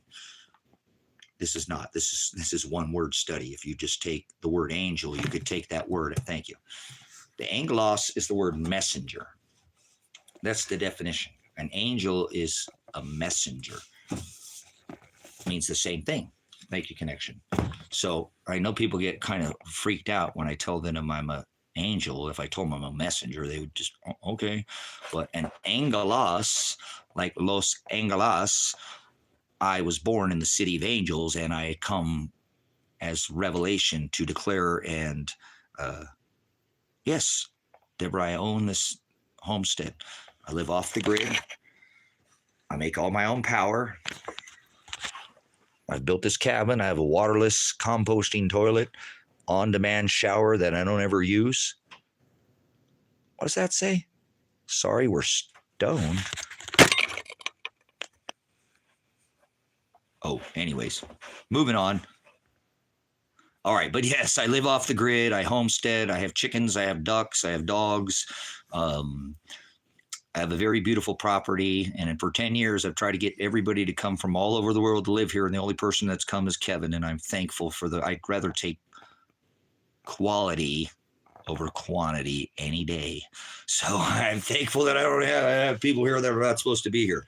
So, but I've built some beautiful cabins out here, and I'm continue to work on, and I've just tried my heart out to try to get people to come join me, but nobody did, Deborah, and that's okay. Field of Dreams, if you'll build it, they'll come. I actually, like I said, Kevin was there when he witnessed when I purchased this land.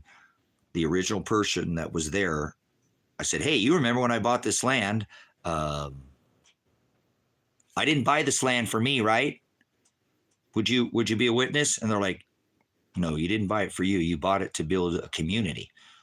Yeah, I'll be a witness. So it was nice because Kevin got to witness that when I said, hey, Kevin, seriously, dude, I want to pay this ministry off. I know I should probably just go get some legal counsel, get this case dropped, file the lawsuit. We'll just go back to normal. But man, I feel like I need to pay this ministry off. It's just itching to me. I'll take care of myself later. I can get this ministry paid off, and they can't ever take it. We'll get it put in the name of the ministry, High Desert Faith and Truth Ministry. Outstanding, Ray. See, even that you tried, man, I apologize that it fell apart, but good for you, Ray. And I know that's what could happen. And Ray, just hold me off. If you could hold your thought here with me on this, stay with me. I'm kind of glad that nobody's here because I didn't have to go through what I got through, because it takes one bad apple to upset the whole apple cart. Sometimes it's more than one. Too many chiefs, not enough Indians. I'm very community oriented. I'm a veteran. I know how to bring people together, keeping the morality, all that. You tried and you did it, though, and the experience is hell yeah. Thank you for your testimony, Ray, because I try to tell people they do this and are successful, and some aren't. And so thank you for your testimony, because it's not easy to do. You know what I'm saying? Yeah. So thank you again, Ray, for your testimony. Seriously, guys, that's inspiring. He tried and he failed, but at least he tried. He got the damn experience, guys. Don't give up, Ray. You're like, I'm doing better by myself here. I know it gets real lonely, doesn't it, Ray? just like I said, when you have a mentality to be community mindset and it all folds together, you told me, oh man, I haven't even, hold on. We were talking about, I haven't even, I wanted to actually give it some thought, man. I went to bed last night. Again, I stayed up a little bit, and thanks for coming back in. I know too, what I'm saying, Deborah, we all kind of have that, I think we all want to be loved, and not like you're like, looked at and like, hey, I'm here and I'm alive and I'm, and I'm, people want to be loved. And I don't mean like that, like just, but just, that they exist. And it does get quite lonesome when you have the community mindset that like, man, I just want to be around. Like for example, guys, all right. And Ray's going to go, look, man, I already tried this. So good luck with that, Tracy. No such thing as luck. But wouldn't it be awesome to have Strike here, right? He's a vet, so I got some things in common. I've got Ray's here with me, and Ray's like, I already tried this, Tracy. I got Deborah here with me. Kevin's here with me. Maybe we grab somebody else up from the chat or something, and we're all here tonight. And I've got the outdoor kitchen built. Now, I don't have it built right now, guys. I don't have the outdoor kitchen built, but we're out there tonight. It's quiet. We're in the largest dark sky sanctuary. There's not a neighbor in sight. There's not a stoplight in the town. We're out there barbecuing. Maybe a lamb that we grew. We got an outdoor pizza oven, outdoor flat grill, outdoor covered, big old outdoor community outdoor kitchen. Oh, it is. It is. There's no 2.5 million acres set apart from light pollution. 2.5 million acres set apart from light pollution. When is the next tattoo? I don't have any tattoo money right now. But imagine sitting out here tonight, hanging out. Oh, David's joining us, right? I'm sure Martello wants to, I don't know if they partake. Somebody's like, puff, puff, give. Whatever. You do whatever you want. We're here. We can do whatever we want. I'm not trying to encroach on a man or a woman. I don't need no Mexican Americans here. Remember what they said. This guy don't like the meth. So I'm known for that. If you do it, stay away from him. He'll call you out for it. So, but anyways, we're hanging out. We just had, we called a couple roosters or something that we hatched out. So we're having chicken. And we're having leg of lamb, and we've got good drink, Berkey water, a cup of coffee, what I'm saying? And we're hanging out, we're barbecuing, and the land's paid off. We've got the duties of the homestead, but we don't have a life dragging us down by bills, by the government. We're self-sufficient, we're self-reliant. Some storm shelter comes, I put a $500,000 storm shelter in here to protect and archive the word of the Father and to protect us. So there is a place to protect ourselves. I don't want to say safety, but what I'm saying? There is places to seek refuge here on the property. Just hanging out. Our the duties for the day. Our duties are about 2 to 3 hours a piece. Ray would know what I'm talking about if he's done this before. What I'm saying? If you got a few people, it can come together, but I don't know why Father hasn't allowed that, guys. And it sucks. So thank you, Ray, for putting your testimony in, because I know people do things like this, and that would be my ideal tonight. I wish I had it. If I had 4 or 5 of you here, I bet you I can have that outdoor garden, outdoor kitchen built in a week. With your help. I want to make it tall. I want the ceiling in it to be about 15 to 18 feet, like a gazebo, big outside, patio porch covered, open, but kind of like a big solid constructed tent, like we were going to do the, So, but yeah, eating all our own vegetables. Not one of us are eating any processed food. Everything we are eating is grown right here on the property. Man, that's the life. You know what I'm saying? That's the life. So 30 is too many, Ray. 5 or 6 is good to me. I think the ideal number of people, 5, 6, 8, 10 people, you know. So that's what I would hope. Thank you, Ray, for your testimony, on that. So, but guys, I got to be real with you.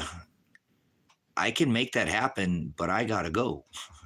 I got to go. I got to get out of here. I got to get myself taken care of and get my situation taken care of so that 10-4.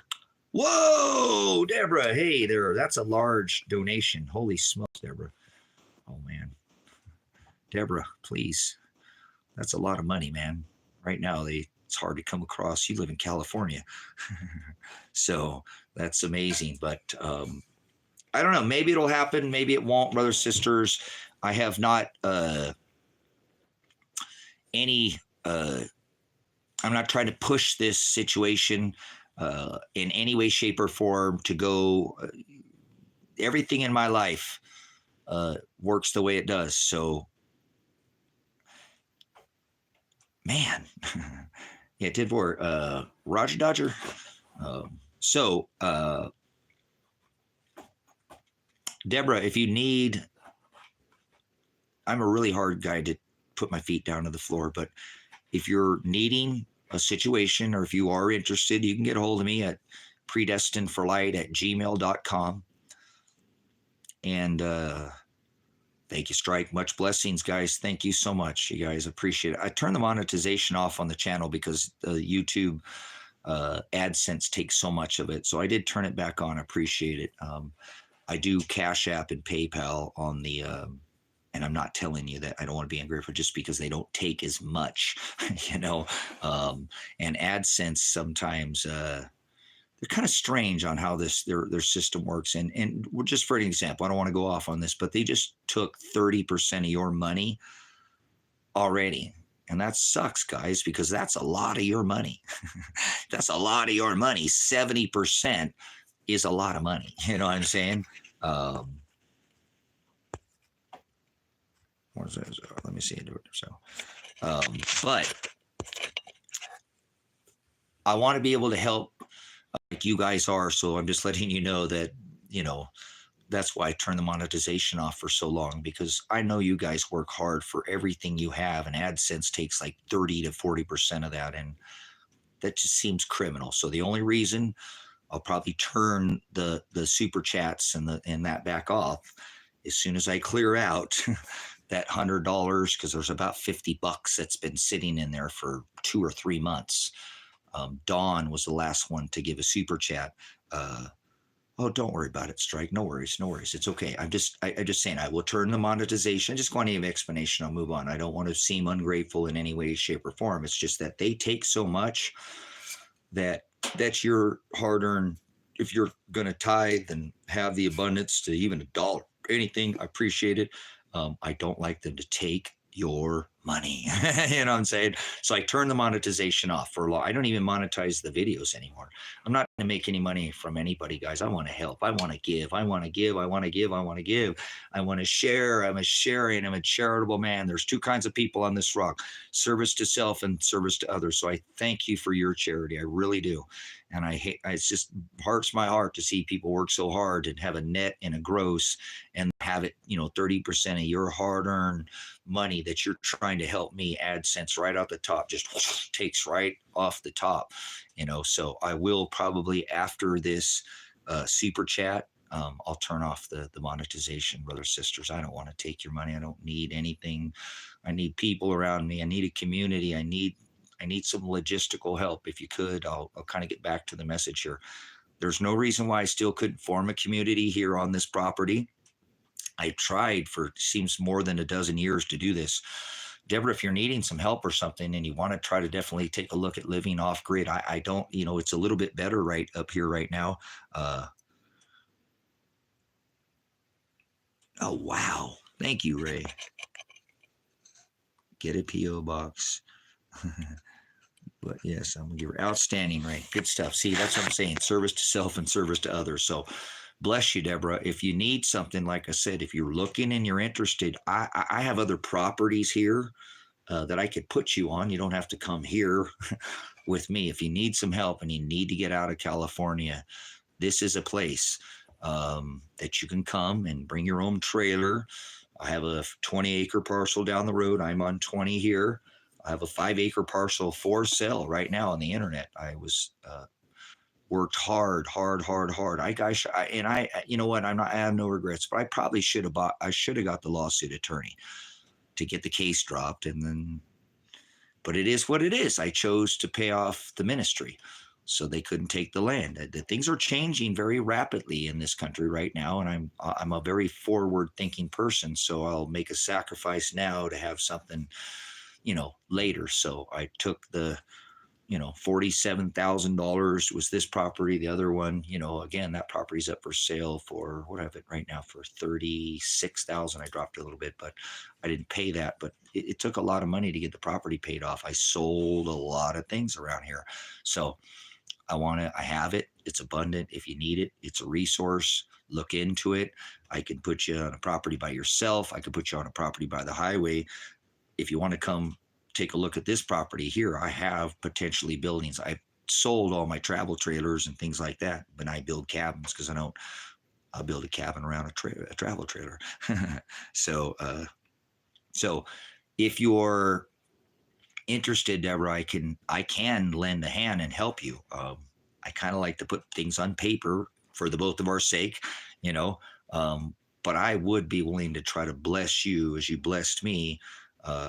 If you got to get out of there, I don't know what it is that's holding you there or what your skill set is. I didn't want anybody coming here during the winter months because I am a worrywart when it comes to other people. Their stability, I don't know. I don't want to coddle a lady, but if you're a lady, they need different needs than a man needs. I'm a man. I don't have, a wet spot. Okay. I'm very open about things. I don't beat around the bush about anything. So, I afford the lady on the property more water than the man, on the daily. She needs to keep herself clean, just things like this. And all of it could be built up. The potential, the sky's the limit. If you do have a skill set growing up, I don't know if you were born and raised in California, but I find people, especially if they're south like I was, near the border, the skill set down there that tends to be, some people are very, street smart and have those street skills. So if you are be willing to build out, the possibilities are endless out here. You could start with something simple like go get one of those rent-to-own sheds. I have material. We can help you build something out here.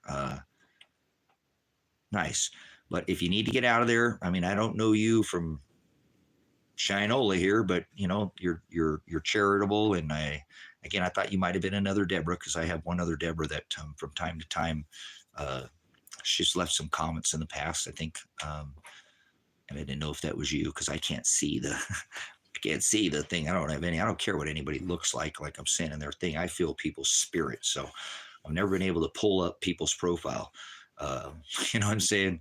So, but if you need some help, I have 3 properties out here. If you'd be willing to put something on paper with me, I could help you. My life is at risk. Okay. I'll let you know, you might have some issues being around me. I get attacked. That's because I'm outspoken, but not in the sense, Kevin, he got a ticket, it's not like they're physically attacking him, because I'm very outspoken in this community. I care so much about the people in this community. It doesn't matter. Some of us are motivated by a force inside of us. Our people in our country and our communities will say horrible things about us, but we don't stop serving, as a community service. We're not driven by what it is that the community says. It's that awe-inspiring, still voice inside our head that makes us not listen and just continue in service to the community. So I've tried extensively for 10 years to stand in front of all the bullets and take a lot of bullets for the people in this community, the people that don't have a voice. I'm the one who'll speak up. In this town, people are very intimidated by the law and the farmers, and I'm not intimidated by no man. Any man is just like me, woman. You put your shoes on one shoe at a time, one pant leg at a time. You're not above me. I'm not below you. You're not below me. I had some guy come in here and tell me that he couldn't help or make a call because he was disabled. And I called him out and I said, you're using that as an excuse. You're on this thing typing away in the chat. You're going to try to use that as an excuse. If you don't want to call, don't call. But don't act like you're below me and you can't call. I don't want to hear it. Just because you have a disability doesn't mean you're below me. You are an equal to me. Disability, my left, you know what? We are the same. You have no less ability to call. You're typing away. Don't use that as an excuse. You're trying to put yourself below me. Either make the call, or that's fine if you don't, but don't sit there and use, I can't make a call because I'm a disability. You know what I'm saying? Deborah, I'll give you my phone number. I'm not concerned about give me my telephone number. It'd probably be the best way to do it, to be 100% honest with you. So we don't have to sit there and play the silly reindeer games with chasing each other around like, where's Santa tonight? Yeah. Okay. But 541, and I'm not worried. What is with these phone calls where your phone doesn't ring, you get a call, you get a call from a number and they leave you a voicemail, or it doesn't ring, you get a missed call from a number and they call you from a different number. So I'm not afraid to give them my numbers. I don't get a whole lot of that. Tell them nobody ever calls my phone very often. So 541-214-9232. Oh my God, you just gave your information out on the internet. I don't care. I'm not hiding from anything. I am not afraid of anything. Father controls my life. He created all things. Nothing is happening by chance. There's no such thing as luck. There's no such thing as free will. And there's no such thing as fortunes. Thy kingdom come, thy will be done. So 541-214-9232 is my telephone number. And yeah, it's the weekend here today, right? I'll probably be around. I think I've got, what time is it right now? Somebody hit up my listing. Huh. Interesting. All right. So today I think I'm going to work on some stuff for the ducks. I'd really like to. The ducks are doing okay, but I haven't gotten any more eggs. So maybe they're not comfortable. They seem comfortable. They've been fed a lot. They got water. Maybe I need to put them in a different, they sleep in a different, the Rancho Pollo is where, for the ladies, is where we rate our birds. But I think I'm going to work on the duck pond today. I have to finish the hearth, or at least get a couple more rows up for Kevin, because I want to put the wood stove in there for him today. That means I got to cut the roof and do a bunch to get tin and whatnot. I'm a busy dude, but I'll take a pause for the cause if you call or something like that. And we can have a conversation a little bit more about your situation. And maybe we can come to some terms or something if you don't want to be in California. I would not want to be in California either. I love the redwoods. Gosh, I wish I could leave this state right now and just go to the redwoods. Maybe just meet you in the redwoods and hang out for the day or something, get to know you or something. You know what I'm saying? There was something we could have. Man, I can't even leave the state of Oregon right now. Thank you for your generosity. I hope that Father will bless you, whatever Father has in store for all of us, brothers, sisters, but Deborah, I appreciate your charity. And I know what it's like to be, want to leave. I want to leave so bad right now, America, because I don't have a community. Well, not right now. I can't go anywhere. I have to stay in Oregon. But I'm only going to do that because I need to seek, asylum. And you could go Home Rocket Mass Stoves. Rocket Mass. I've heard that name. Is that like a small stove, tiny stove for a little house? But no, what I'm trying to do, Deborah, if you look into my situation, is I've been standing up for this community. My son got in some trouble out here, and I helped him out. And then he left the county to go over to Eugene, Springfield, Lane County, and they said he didn't do his probation, and he did. So I stood in front of him, and they came and wrecked my house. And I stood up against the sheriff's office down here at the COVID and protested the sheriff's office. I'm very outspoken. I'm a veteran, so I'm not going to be silenced. And if they've taken every right from me, but that doesn't mean I still can't homestead. It doesn't mean that the thing still couldn't happen here, and it doesn't mean if I leave that you'd have to go. You know what I'm saying? So if you're invited here and you come here and you get settled, it doesn't. And again, we can maybe make options. You can get into your own piece of property too, or something. It can at least give you every bit of help that I can. Selma, nice, Washington, huh? We used to race up, and we do racing. My family's into. My brothers work for NASCAR and all that nuts dumb stuff. Yeah, thank you for Nate. What a great channel. So we can make contact. We'll see if we can make something help you out again.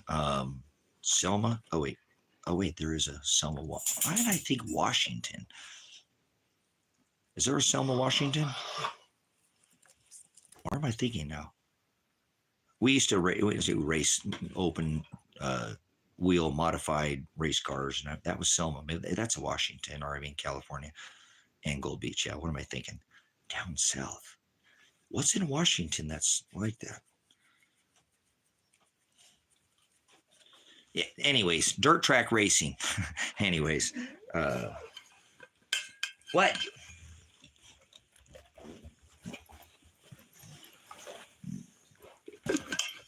Yeah, I don't know. Like I said, Gold Beach over there on the coast. Yeah, down there in Medford or whatever. Oh,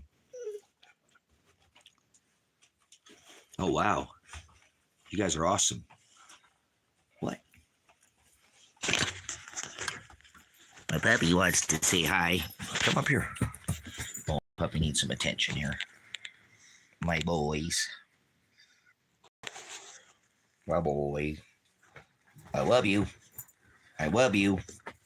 No kisses. No kisses. No kisses. He's crazy like his dad. He's crazy like his dad. You're a crazy boy. You a crazy boy. I love you, boy. Mr. Yoder boy, my bubble. Boom, boom, boom, boom, boom, boom, boom. Boom, boom, boom, boom, boom, boom, boom. Boom, Doug. You're such a good boy. Mr. Pants. Mr. Pants that I love. I love him, guy. He's being crazy. They love doing this. They love hanging out with the dad.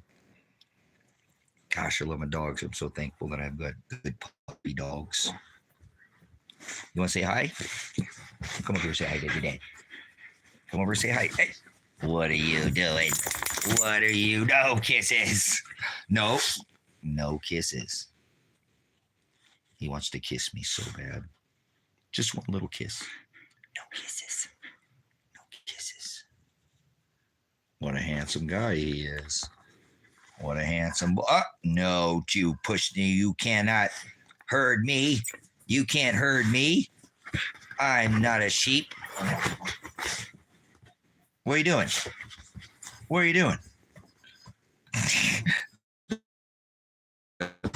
Rub on you. You love don't you? You love your dad. Because I don't want to smell like puppy breath. Because dogs lick their balls. Apologize, Deborah. You asked. I don't hide nothing. Look at that loyal dog.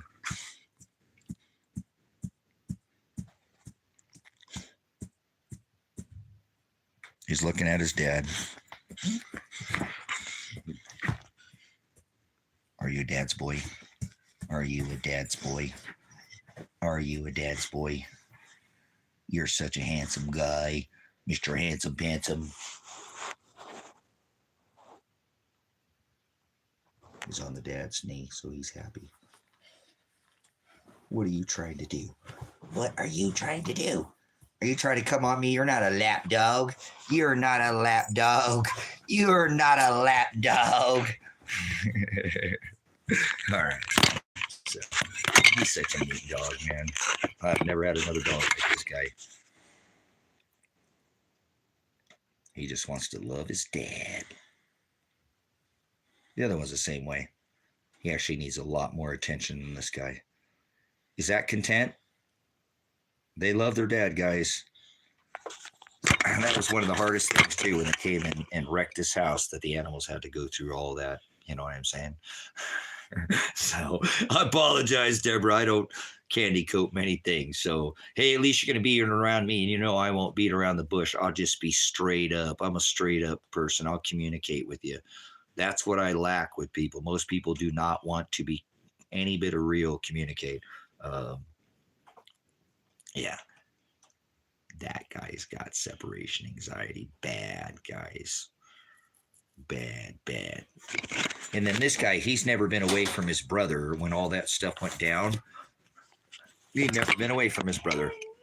You know, almost 5 years, he'd never spent any time away.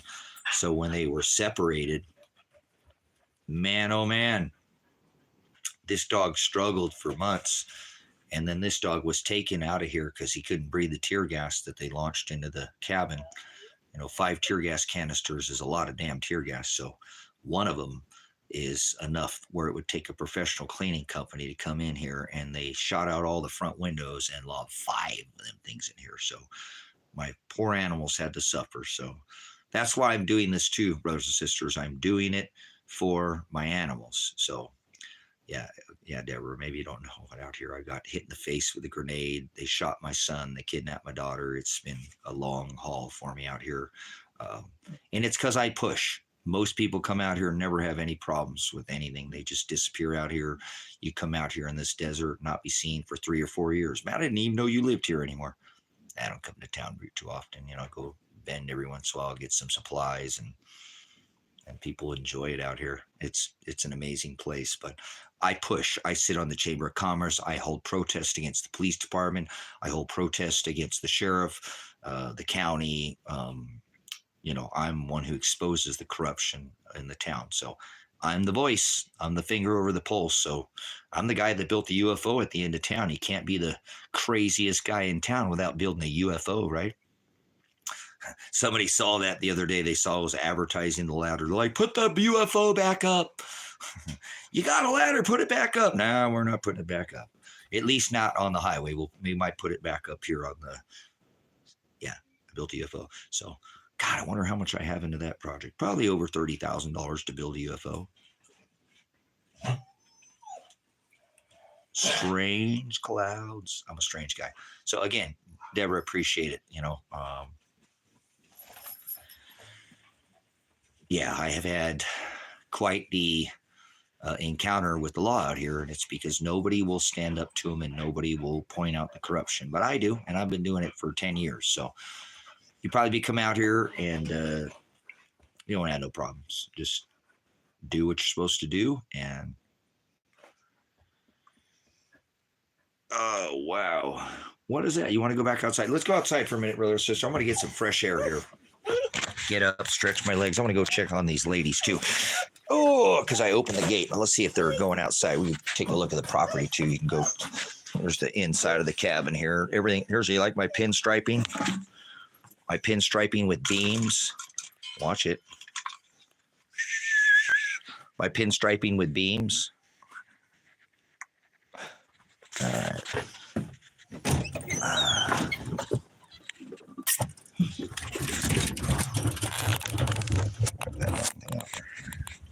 All right, we're going outside here. It's the inside of the cabin. We're coming out here. Here's the very front of this cabin. Boy, I can't see out here. It's bright, nice and bright. But here's the entrance. The cabin is a 50-foot or 40-foot tractor trailer. And here is the entrance. I did some woodwork up here. And it actually has doors so it can completely close up. The front of the rusty cowboy here. Here's your boy. Hi, buddy boy. I love him. What you doing, buddy boy? You come say hi to the dad? Come say hi to the dad?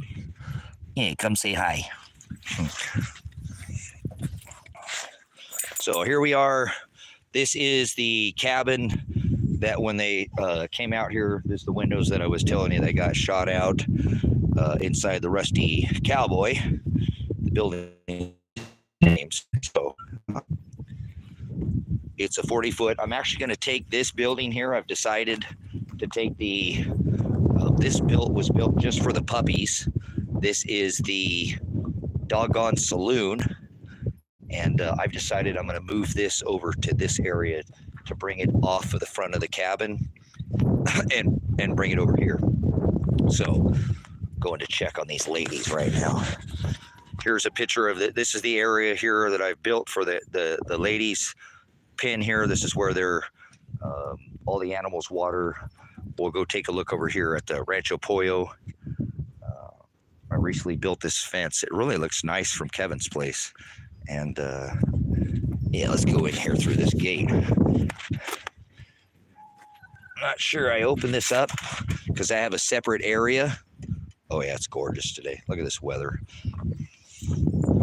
When this hill over here, where's that at? Right there, gets no snow.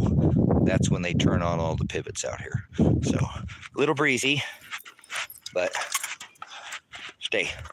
But I opened this gate because I have the ladies. This is the Rancho Pollo. This is the little, building that I built for them that they can. I built it so I can get into this hen house here. This is where they sleep at night and perch, and then their house is in there for where they. What are you looking at, Big? But here's the ladies. Here's my ladies. You're so pretty. You're so pretty, ladies. But I'm going to take you down here and show you the gate because I've actually been trying to get them to come out. So I bet you if I walk down here, they'll come out because I want them to be able to come out here and eat these bugs. Come out here and get some more stuff. So I hope they'll stay in, and they should. Here they come, out the gate. I haven't let them out, see? So I was never open this gate, and I wanted to come out here at free range. Here comes Juniper girl. You leave my kitties alone. You leave my birds alone, girl. Come here, sweetheart. Come here, sweetheart. Come here, my sweetheart. Come here, my sweetheart. Come here, my sweet petty little titty girl that I be. This is my only girl. I love you. You be nice to the kitties. Don't bother them.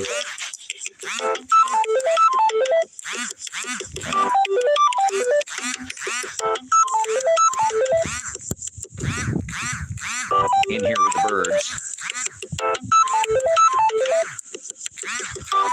Cool.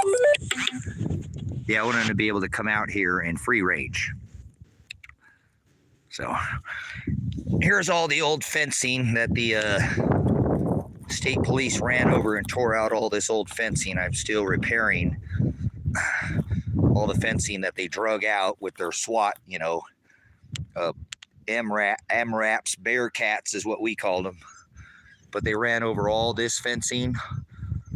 This used to connect, all this fencing used to connect all the way over here. Was a separate kennel. Then they ran over all of this, destroyed all of this fencing. See, there we go. There's one of those calls. I got a voicemail here. So, anyways, Kitty's gonna watch the chickens.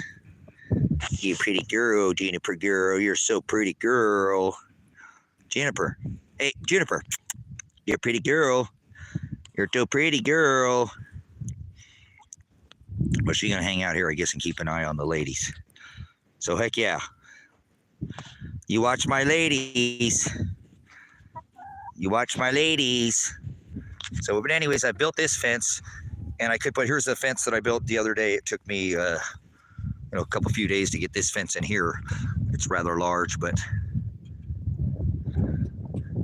I built this area to keep look at all the ducks are still staying in there.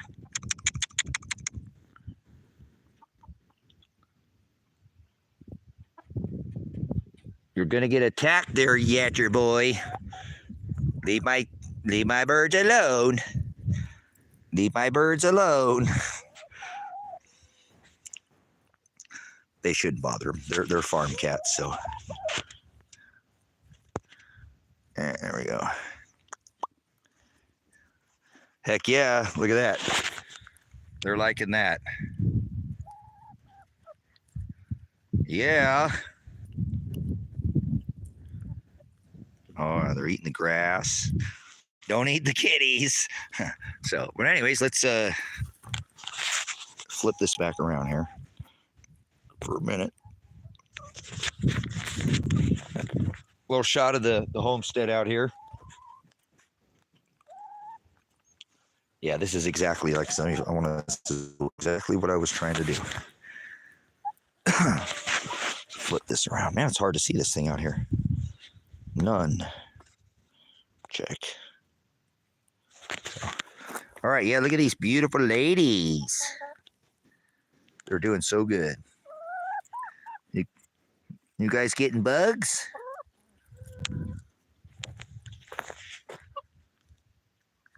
This is the dream out here, living the dream. If anybody's living the American dream, it's got to be me. Hey, we got one in there drinking. Hey, lady, were you laying an egg? What are you doing? What are you doing, pecking at my foot? What are you pecking at me for? I'm not food. How awesome is that, guys? Do you think these cats are living the dream? Stop it. Stop pecking at me. She thinks I'm food. What a silly girl. Just pecking at me. But all right, back to the kitties. This is the dream.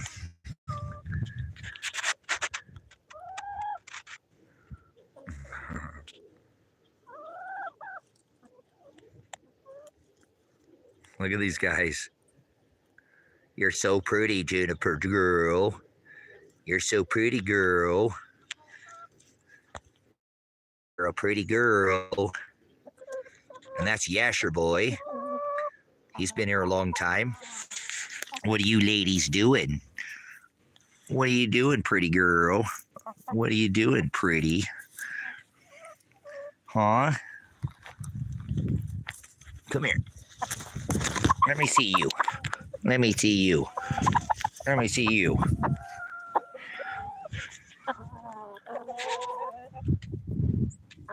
You say hi? You say hi? You say hi? Me and my ladies. Hey, ladies. You're a sweetheart. You're a sweetheart. I'm going to go inside and see if they've laid any eggs. Oh, there we go. Oh, wait. How'd the puppy get in here? Get out of here. How did you get in here? How did you get in here? Get out of here. Get out of here. Get out of here. I got the birds in here right now. I know you won't bother them. You won't bother them at all, huh?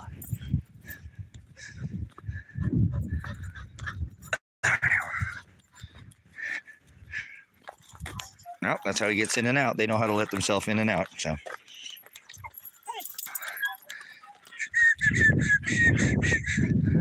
All right, let's go inside the chicken house. Stay, guys. So this is where they sleep at night. Stay. We're gonna go in here and see if there's. She's still drinking like a madman. Are you thirsty, girl? Are you a thirsty girl? Are you thirsty? These are the chicken nipples.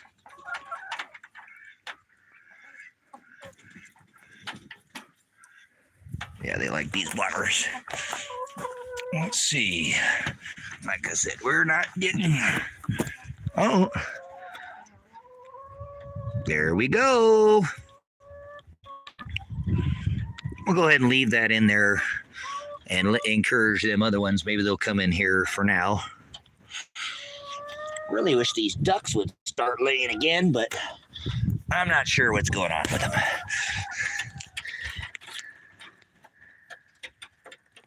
Look at that.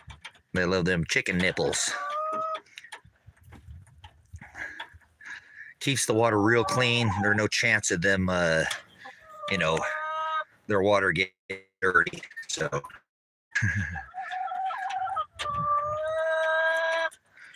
this one here, she lays a blue egg. That white one is the only one I have. They're all the other ones are red sex link, but she lays a nice pretty blue egg. So we're inside the coop here. This is where that's why I built this, because I used to have to come in and walk underneath this to come down here to open up this area to get to their lane area. So I built this. I'll come out from underneath here. I built this area here, and I cut out the front of this area to be able to get into here. I have this system that I made like this. If you lift this up, oh, hold on.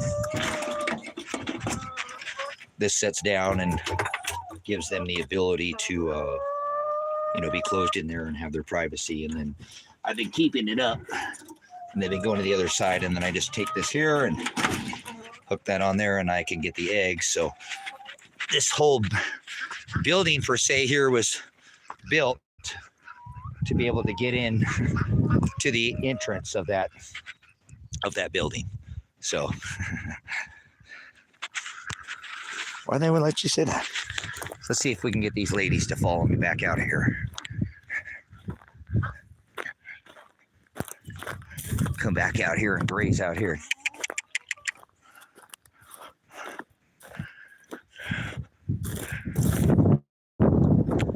Come on, ladies.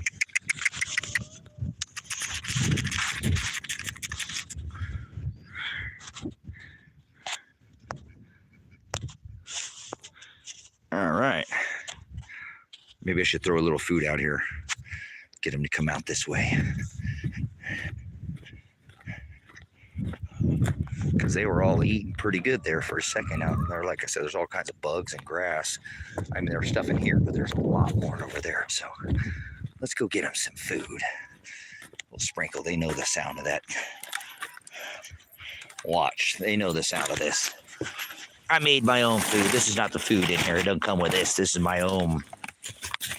It's my own mix of food that I've made myself. It's got peas, oats, rice, sunflower seeds. There's a cracked whole. What else? I put 3 or 4 other things in there. Pepper, chili peppers. That's good for them. Keeps the worms down. But it's a really nice mix. There's still corn in there, obviously. But let's go see if we can get these ladies to come out here. They know what's coming.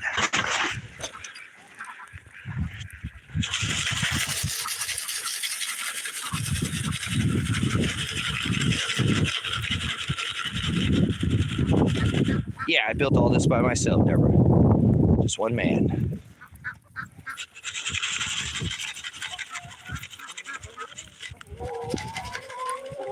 So we get the ducks to come out here too.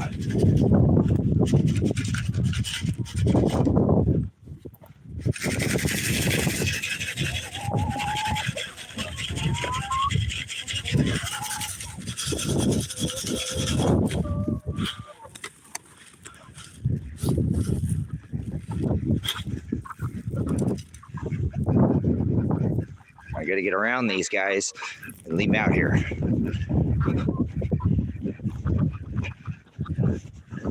They're going to try to chase me. No, they don't. They're not those kinds of ducks.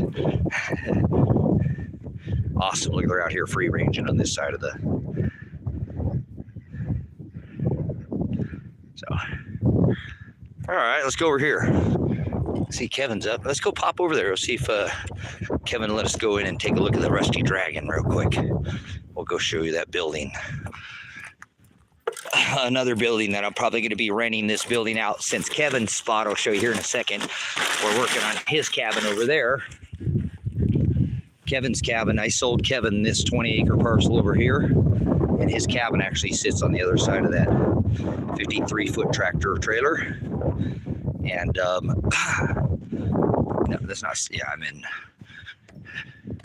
Silver Lake, Oregon. There's the bike. I'm gonna take that for a ride here pretty soon. The Honda Valkyrie, that's up for sale on the internet. I have everything up for sale right now. Trying to put funding together to get this lawsuit attorney so we get all this dropped. So that's for sale on the internet, which I don't want to sell, but it is what it is. This Jeep I have up for sale as well, which are really nice. 83 CJ7. I'd really like to keep this Jeep because Elijah, my son, he had a Jeep, and I think he had to sell it. He had a Jeep. It was purple. It was a really nice Jeep. But this is a 83. Been really well taken care of. The guy who had it was an older gentleman, and he had it for a lot of years out in this county. So that's up for sale as well. Flatbed's up for sale. My 4Runner is up for sale.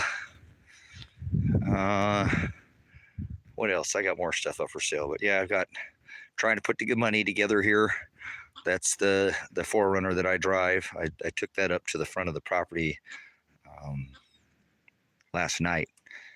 So I was telling you about the UFO that I had built out here. Here's a shot of the UFO that was built out here. This used to sit 48 feet in the air.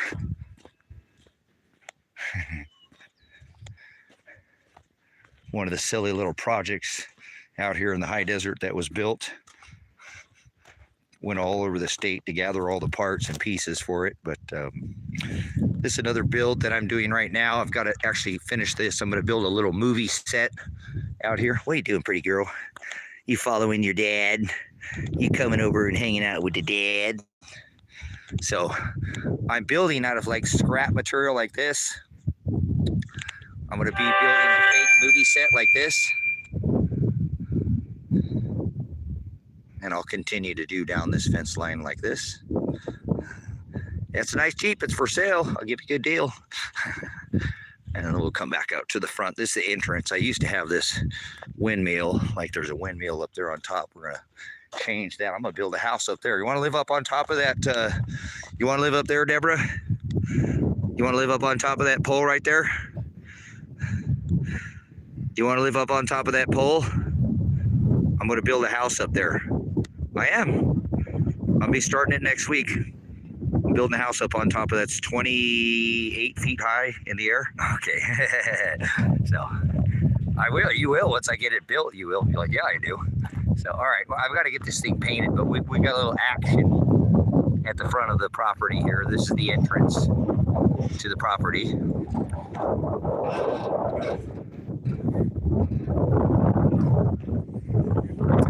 You never heard a song called Fuck the Firefighter, have you? What, sweetheart? Look at my kitties following me around. So, no pigs on this property. Don't come here. You're not welcome. What's up? There's Marcy and Chewy and Kevin. So this is the entrance here. Like I said, this splits off. This used to fill up with water over here, but I've reshaped this whole driveway. Hey, there's Eugene. Probably have to get off here, guys. I've got some company. I don't get too much company out here. So, but anyways, let's go over here real quick. I want to shove my head in there, and then we'll get off here. What's up? Here's the entrance to the property. We're live. We'll get off here. We're live. Hey, live. We'll go ahead and pull in. Ah, he's got the puppy with him. They'll be excited to see the puppy again. I'm gonna go over to the Rusty Dragon. I'll be right over. Yeah, I want to live on ground level. So let's go over here real quick. This is a building that I'm gonna probably rent this building out. I've thought about doing it on a, as a cabin rental, but I've actually considered maybe renting it out monthly.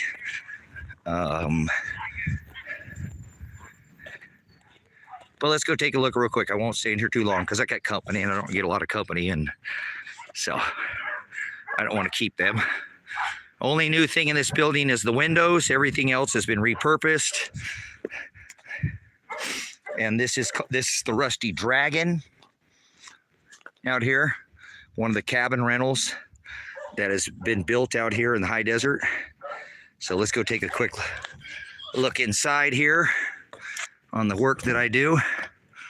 Kevin was staying in here for a minute, but he's back over at his place. Ooh. So it has a loft up here. I'm going to be continuing to put with this long log siding. This will go up on the lid. That's the only thing I have to do. I've built a loft up here, really nice, old. He's got the fireplace going. Look, I got some coffee. The floors in it are really neat. They're all old and tile, and I kind of went a little overboard on this, but hey. So this is the kitchen area back here. He put his bed back there just for now. I'm gonna build a kitchen area, but you can see the old tin. That kind of looks like a horse. So I have this wall to build here, and then the lid, and then this one more sill. Man, that's not a very good shot of that. But here's a shot of the fireplace hearth that was built in here. Goes up to the top, real big thick material. But there's a shot of the inside of the Rusty Dragon. So I have to finish the lid, and then we'll be able to get this thing rented out. I have to put a door in here, but near impossible to start a fire in here with the way I did the flooring. Really neat old flooring here. Kevin bought these rockers from me. I didn't want to sell them, but he did, and that's okay. I gave him a good deal. They're very old vintage rockers. So kind of like me. So all right, give me a second. That's a shot of the Rusty Dragon. Little shot of it from the back side here. Really a nice building, very nice building. Very comfortable, very inviting, homey feeling. I know people would rent it out for 125, 150 bucks a night. Just a very open. Kevin says this building feels as big as his, and his is 2 feet wider. So, little shot there for you. Rusty Dragon, high desert Oregon outback here in Silver Lake, Oregon. If you're watching, they're watching, they're always watching, they're watching. We got another puppy visiting. Oh, Toggy, slow down, Turbo. So, all right, guys, let's wrap this one up. Thank you for your eyeballs and your earballs. If anybody's watching this restream, I'm still looking for asylum outside of the United States of America. I've got a beautiful thing here. I understand that, but I still need to have my afforded Tango. Stop. I need to have my afforded rights as a U.S. citizen. It's all been stripped from me, you know. So if you can help at Tango, I'm on a live stream. Stop. All done. If you know anybody that might be able to, come on. You come out here, Toggy. Taggy, come. Hold on, this guy wants out of here. Move it, Pants. I want to come say hi. Yeah, I wanted to say hi to Timber. Cool. All right, so if anybody can help me out, get a hold of somebody. I'm just seeking asylum. It's nothing, you know, I own this property and I'm not going to give it up. I did have the attorney tell me that if I would leave, they would make a deal. I won't leave this property, you know, as the terms of release to leave. I won't leave. Okay. I'll agree not to sue, but I will not ever give up this property. I'm not going to agree to leave. Just ignore him. So I'm not going to do that. So this property is going to be here. There's a reason why instead of helping myself, I took and paid the ministry off so I can help others. Even if something happens to me, this property can still serve people. It's not for me. This property was built as a community. So these are friends. These are friends. Oh, here comes Toxic back in here from last night. So, yep, we know you buy your fruit there, Toxic. Your name says it all, right? Pound Sand, remember Toxic? kick rocks. Don't let the door hit you on the way out. So Don't let the door hit you where the bride ladies. yeah, or you've been splits. So thank you, brothers and sisters, for your time. Deborah, thank you for that $50 super chat. That's a lot of money right now for people, so I appreciate it. Get a hold of me if you need some space. I gave you the telephone number. There is good people out in this valley. I've got this gentleman right here with me. He helped me out during really trying. Hey, cut it out. Don't get them worked up like that, please. Goof. So, all right, we got dogs that are. Hey, get out. So, but love you, brothers, sisters. You got my number, Deborah, if you need to call. Like I said, I'm gonna be busy here for probably the next hour or two. We got some company, but I might come back on later-ish. See how I leave myself an out? Nobody's gonna hold my feet to the fire, are they? Nobody's gonna put me on a time clock. I'll talk to you later-ish, maybe-ish. What do you like that? Maybe-ish? All right. Watch Agape, Pastor Revelation, Pastor Apocalypse. Links are in the description. If you want to leave a Cash App, PayPal, thanks for the super chats. Leave a comment, like, and subscribe to the channel if you're already. If you're not, I'll see you guys again on the next broadcast. Predestined for Light, formerly now High Desert Faith and Truth Ministries, Pastor Revelation. Whoa. Dingo! The dingo is the one I was talking to, not you.